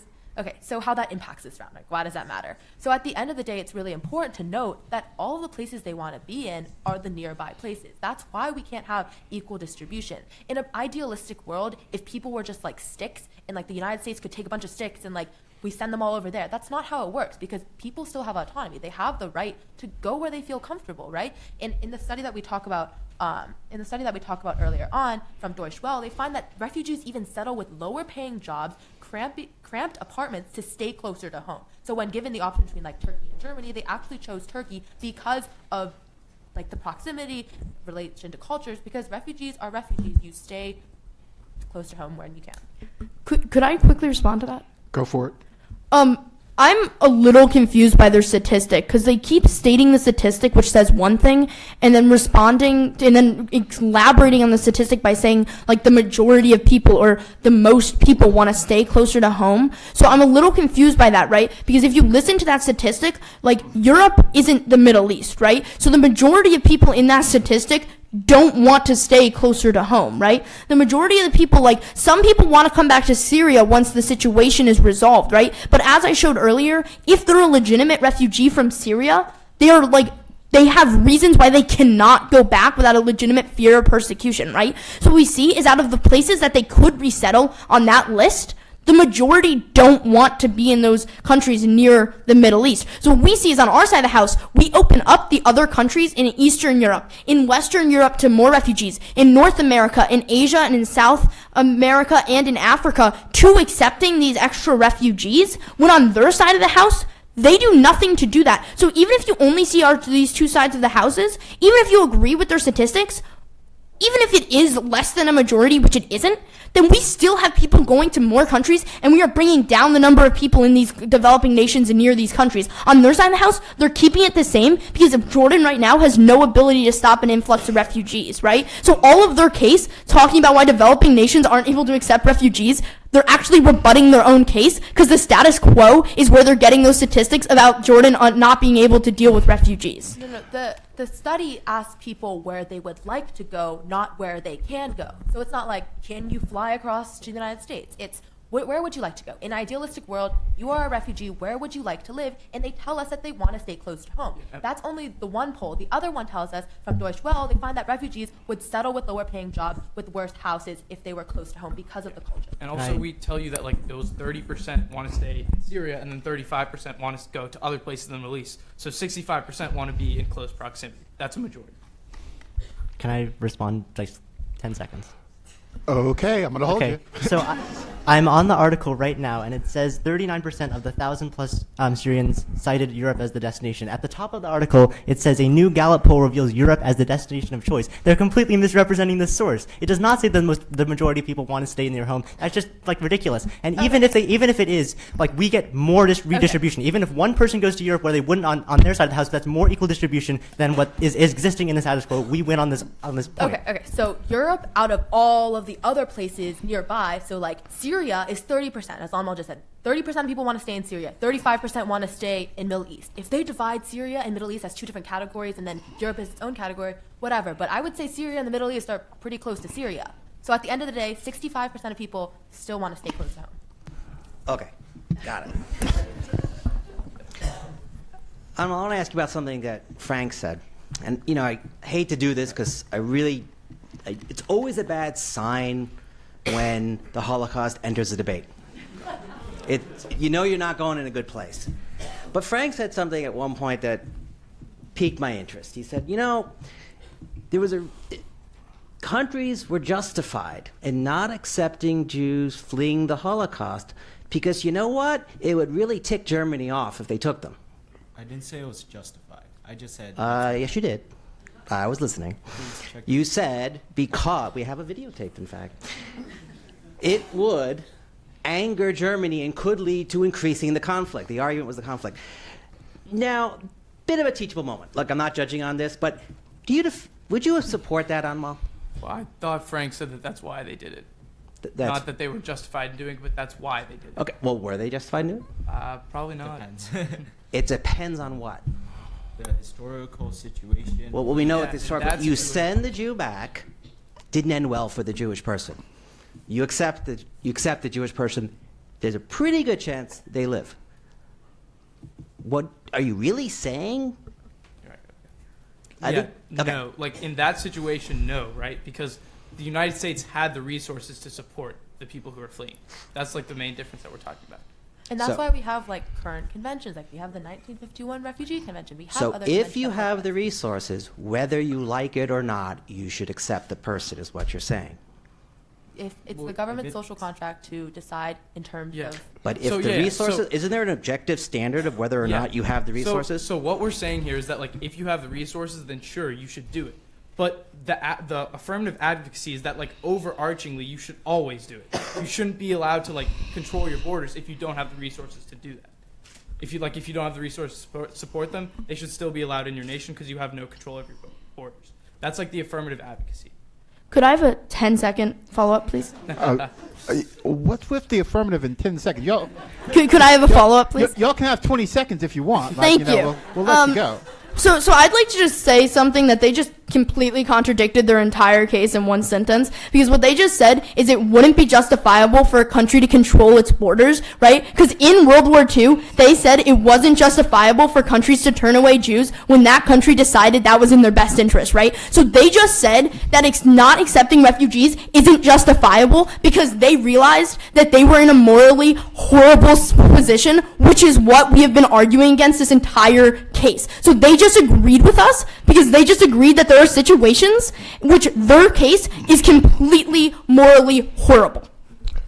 Could I also quickly add something? We're not going to say the Holocaust is a great thing. I mean, exactly. Okay, Yeah. so you can't let our opponents turn like, if negative like is negative, then Holocaust good. Right? That's not reasonable because times have changed. We've had different conventions. Things are different. But at the end of the day, what we're saying is that, yes, in any situation, you take as many as you can until you break that social contract to your people. And that's even our opponents' advocacy. If you've been listening this entire round, you've heard them say you take as many as they decide that they can provide a safe haven. That's really abusive because a government could literally throw all of its resources at a refugee and they could just keep providing safe havens, but that's going to hurt the people. And that's when you come in with the negative, right? And that's what our opponents are trying to advocate for, but that's actually our side because in the actual affirmative world, it's basically no right to control your borders. That means like even if you cannot provide a safe haven because it hurts your own resources, then you have to take them in. That's what they even said. They're not going to turn away anyone. Y'all get rebuttals later. Trey's going to jump back in. Yeah, I'd like to ask something of the affirmative. When I read your contention 3, I get all these, accepting refugees has all these benefits, right? And you spend a lot of time talking about jobs, stimulating the economy, security benefits. But then when I read contention 2, you talk about how all this burden sharing of refugees is causing all these problems, and all these different countries are experiencing burdens. This seems very contradictory. Contention 2, contention 3. How do you reconcile those 2 points? So basically, contention 2 is that there are harms of not taking these refugees, and contention 3 is that there will be benefits, basically, with taking them. So what we see as if the status quo, and side negative, has basically admitted that they're advocating for the status quo. There are countries that cannot afford the luxury of preserving their borders. So what they do, a country like Lebanon, a country like Jordan, is basically as many Syrian refugees as want can enter those countries. And we see that 1/4 of the population of Lebanon, those are Syrian refugees. And Lebanon is a developing country. So that is where you get this overburdening impact. But the way that we reconcile these 2 points is that we say, and this is going to come back to this source, is that on side affirmative, we acknowledge that a plurality of refugees want to go to somewhere that is not the Middle East. And even if they want to go to the Middle East, they probably don't want to go to Syria, Jordan, or Lebanon. They probably want to go to Kuwait, Qatar, the UAE, or Saudi Arabia. Additionally, we tell you, just because something is their first choice doesn't mean they're not going to take their second choice. They're probably going to jump at the chance to be anywhere that isn't Syria, where their human rights are being violated, and when they very well could be gassed by their dictator. So we tell you that when you get a more equal distribution, which can only be achieved when countries realize their obligation to provide safe haven, when that happens, you get more equal distribution, because even right now, when refugees aren't being welcome, they're willing to walk all the way to Hungary, all the way to Germany. If countries actually welcome them, more and more are going to go to these countries than we even see in the status quo, and there's going to be an alleviation of the burden on Lebanon. Could I have a follow-up? Okay. Okay. So again, we're not running the narrative that the Holocaust is any way having to do with our side of the round. But what I did want to point out was our opponents are still advocating for something that's non-topical, because remember, the resolution asks for no right to control its borders. That means they cannot offer a refugee their second choice. All of the refugees' actions have to be organic. That means if 10 people want to go wherever they want to go, they should be allowed wherever they want to go. The government of that country, like Turkey, whatever, Jordan, can't be like, well, we can't take you, but you can go to Canada. You can't do that. That's still your right to control your border, and they're not going to have that on the affirmative side. And the problem with that is they do want to stay close. We even gave you the analysis of when they want to go, when they're deciding between Germany and Turkey, they choose to go to Turkey with lower paying job and lower housing because it's close, right? That's organic. You still cannot have equal distribution, and you cannot tell me that 65% of people wanting to stay close to home is an equal distribution naturally, and that's going to be the organic world in the affirmative side. In the negative side, again, you actually can offer them other alternatives, right? You can turn their entire point when they say, oh, well, Jordan can say no, but Jordan can give them alternatives to go to Canada. That's actually what you can do on the negative side. Because on the negative side, when Jordan's like, oh, we have definitely way too many people, you tell them and you give them options. That's your right to control your borders while still protecting someone to the best of your ability. Can Lebanon say no? For us? Yeah, just yes or no. Yes or no? Yes or no? I mean, no, but we don't think they're going to have to. Following up on Trey's question, I want to ask Benjamin S. The third contention seems to paint this rosy picture of what's going to happen to primarily developed countries if they accept more refugees. Suppose we found some more of these statistics and it turned out that wasn't the case. That, in fact, accepting refugees, even for wealthy countries, did come at a cost. Would you still say that developed countries, now we're not saying it's going to lead to the country collapsing or, all hell breaking loose and really bad things, but instead of increased GDP, it would decrease at a slower rate, or there'd be higher taxes. Again, we're not talking about civil war breaking out, all sorts of bad things, but it would not economically benefit. It would mean greater burden on the citizens. Would you still say that obligation exists? Yes, definitely. So what they are arguing, they give you some harms that will accrue because of this resolution. One of them is crop prices will go up. So you have to weigh the severity of this. You have to weigh 525 refugees dying, trying to cross the Mediterranean, trying to give themselves a life free of chemical bombing, or you have to weigh the price that food crops are going to go up. We tell you that this is a no-brainer here. We should definitely prioritize refugees. Even if there are some harms, the harms of not helping refugees and leaving them where they are currently in refugee camps where they're vulnerable to terrorism and terrorist recruitment, we think that's far worse. We're willing to accept marginal harms, and we tell you that those harms don't exist. But even if there were harms, even if magically there were harms, we tell you that those harms are absolutely worth it.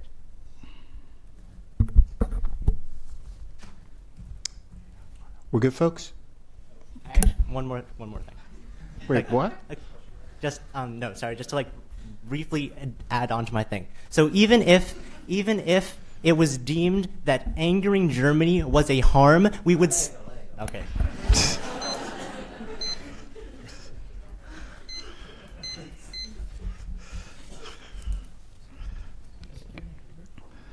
that it?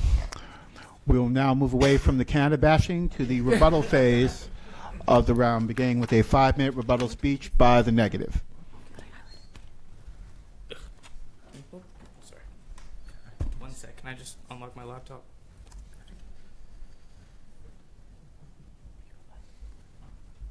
I have it pulled up. Oops, sorry. Okay. All right. Is everyone ready? All right. So before I go on to both cases, there's 3 extremely important framework points that we have to go over. And the first is just regarding where these refugees are going to go. Remember, there's 2 specific things.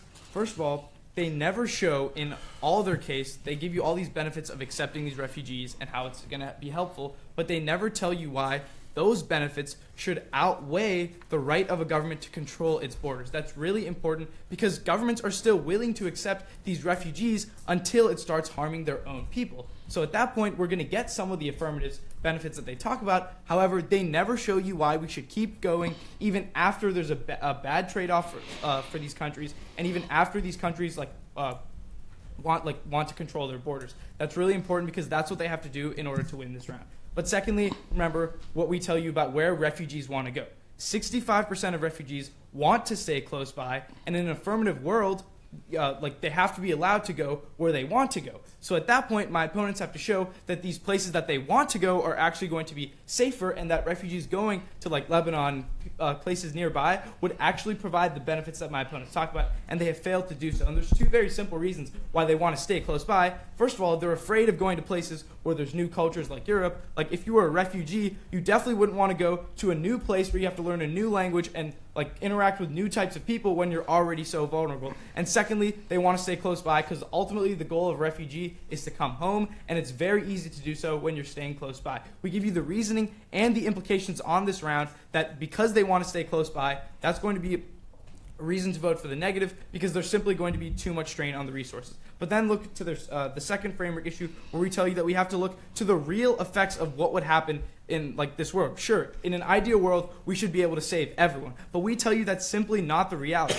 The implications include things like this transportation thing. My opponents assume that in an AF world, they'd be able to travel wherever they want, they'd be able to travel far distances away, but they never show you why providing a safe haven necessarily means providing transportation to these places. At that point, you have to look to what would happen in the real world, and that's resource scarcity and food scarcity in these developing nations. That's the most important thing in the round. But the third framework issue is on this whole idea of social contracts. Remember that they can save as many, agree that helping refugees is good to a certain point until it's harming your own people, and my opponents have never really clashed with that argument, and that's really important because we're sort of meeting what they want to meet in their case. Then let's go on to our first contention where we talk about conflict.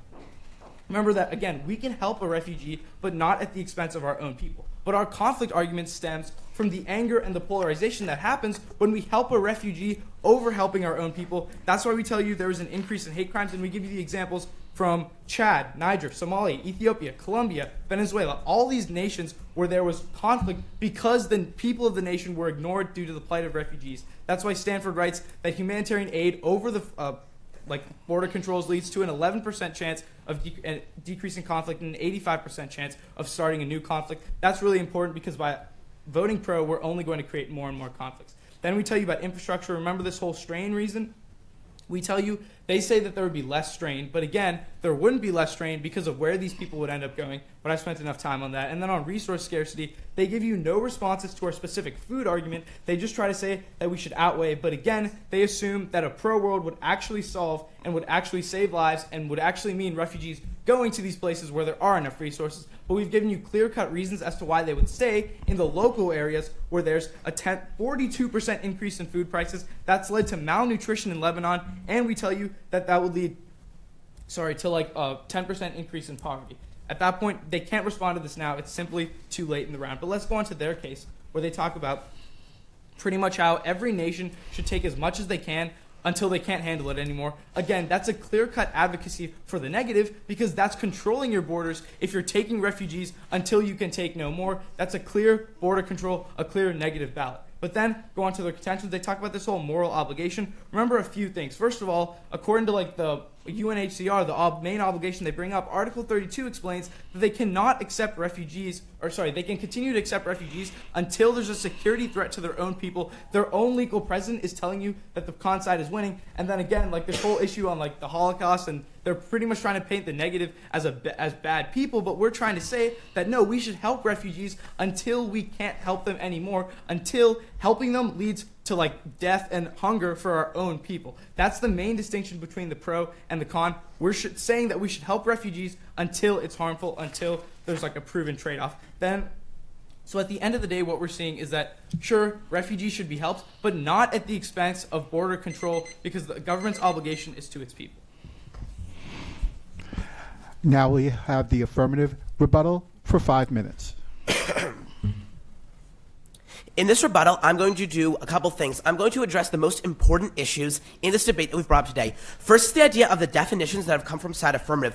First of all, when we talk about the ability of a country to no longer be obligated to take refugees, it's only because that country cannot provide those refugees with safe haven. It has nothing to do with the citizens of that country and the impacts on them. Also, when we say border control, our definition is the ability to reject a refugee when you could provide them with safe haven. Also, I want to talk about this idea that basically side negative has moved their goalposts to the point where they're almost arguing AF ground. They say that they should only not accept refugees when it would lead to like famine and death amongst a country's own citizens, which is not the same, but it's very close to what affirmative is advocating for. in this debate. Also, I want to just quickly say that Negative admitted that they were advocating for the status quo. We think the status quo is absolutely terrible. People are dying. People have no homes. People are being ignored. We don't like the status quo. Side Negative tries to perpetuate the status quo, and we think that is absolutely terrible. Moving on to the idea of deburdening. This one statistic completely dominated the debate about deburdening. But the bottom line is that a plurality of refugees want to leave the Middle East. The 30% that want to stay in Syria can't really be considered refugees. They're just internally displaced. So what you're left with is some people who want to go to the Middle East, but they'd probably rather go to the UAE than stay in Lebanon. What we have is deburdening. And even if it's not everyone being deburdened from Lebanon, it's a lot of people, which we think is going to lead to a lot of positive impacts. We talk about conflict and security. A lot of their conflict evidence, well, the explanation for that is that refugees are fleeing a conflict, so it makes sense that a little bit after you accept a bunch of refugees, there's going to be a conflict, because a conflict can grow and become regional. We also talk to you about all the security advantages on our side of preventing radicalization that's really never addressed by Side Negative. Okay, now finally, in this, we talk about the economy, we talk about infrastructure and food prices of all things. First off, I'm going to talk to you about our impacts. We talk about the economic benefits. We talk about the benefits to the economy of the country that has refugees and the increase in GDP per capita. Now, I want to talk to you about how we weigh these impacts. Okay, maybe we buy their evidence that food prices are going to go up by 50%. What this means is that eventually food production will increase and farmers will probably be making more money. Even if some people don't get as much food, what you have to do is weigh the impacts in this round. We ask you weigh the impacts of these tenuous links to more conflict versus the actual impact of turning people away because you don't want to take them and you would rather see them die than inconvenience, not kill, but inconvenience your own citizens. We think that's terrible. That's what we stand for, not doing that on Side Affirmative. That is why we win this debate today. You have to also look at the short-term and the long-term impacts. Long-term, we save lives, we protect refugees, we strengthen a country's economy, and we reduce radicalization. A Side Negative never responded adequately to any of those impacts. All of their impacts are basically short-term, and long-term, they haven't proved to you why our impacts don't stand. I'm going to go on to morality. So they say basically what's most feasible has to be done, but that's completely ridiculous. It's not what's easiest. It's what's best. It's what we should do from a moral perspective, and we unequivocally argue that you cannot defend letting children return to Syria where they will be gassed with sarin by the Assad regime. You cannot defend that, and that is what Negative tries to defend in this debate. We talked to you about the 32nd article in the Convention on Refugees. We don't have to defend every international rule or protocol that exists under the status quo. We think the status quo is flawed, and we want to save it. They say that Rawls' birth lottery doesn't apply, but we can apply his argument to more things. And then I would like to return to the Italy question that I think I asked in cross-examination. We never heard a clear answer, but what you hear basically as Side Negative is that there is a degree to which you can inconvenience or do something bad to your own citizens to save a large number of refugees, and that is exactly what would happen if we pass this resolution. If we pass this resolution, we would be doing unimaginable good by preventing death and by preventing suffering for really little comparable harm. But even if there is even some significant harm, we tell you that you have to do it morally to save the lives, and you never hear anything from Negative that contradicts this. They were unable to answer what we do with these Syrian refugees. This is a real world issue. What do we do with a Syrian refugee? If we send them back to Syria, they will die, and that is why Affirmative wins this debate today. You know it's time to clap.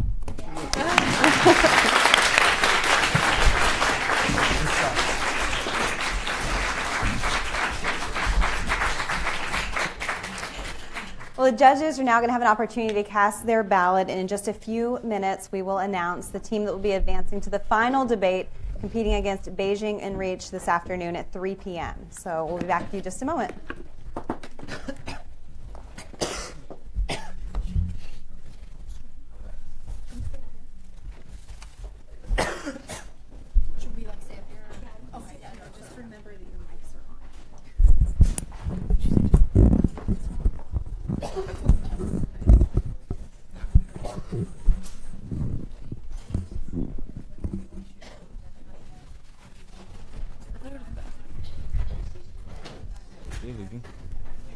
They're going to shake the judge's hands. Oh, yeah, we should do that. Hey, shake the judge's hands. We should wait till they're done.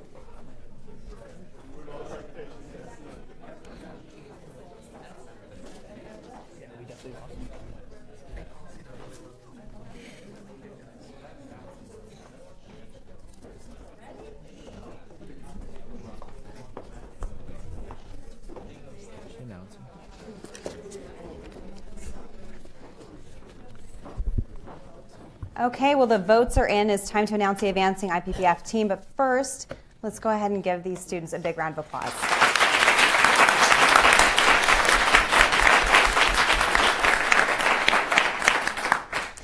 In the debate between Westfield Academy and North Allegheny Senior High School, it was a split vote, 2-1 for Westfield Academy to advance to the finals.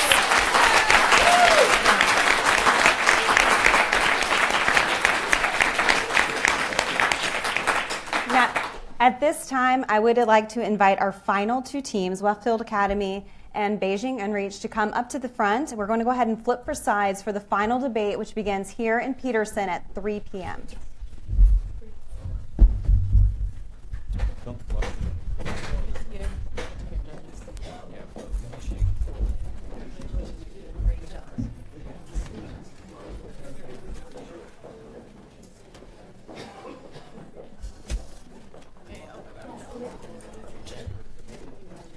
Thank you.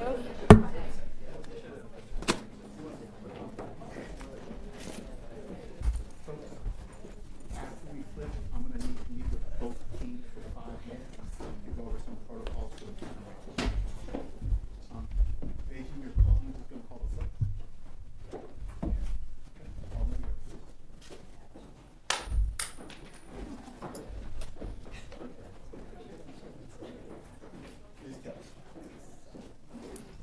You would like to choose affirmative?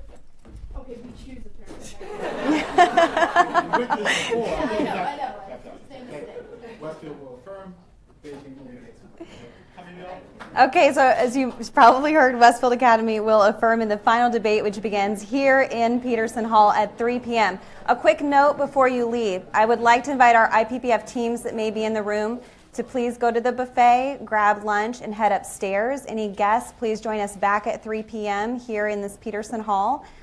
Teams also, our advisory board will also be going through the buffet line, so if you give them a chance to go through, I'd greatly appreciate it. Thank you.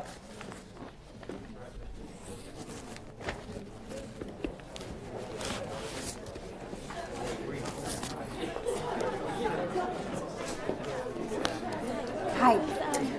Hi. How are you? Good, how are you? Everyone just kind of heading.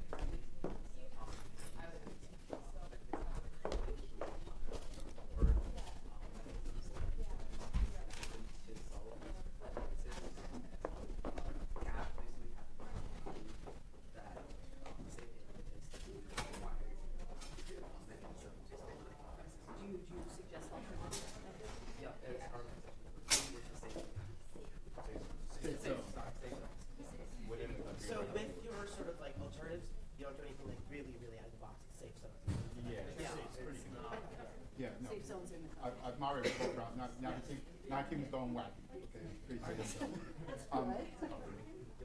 Last week.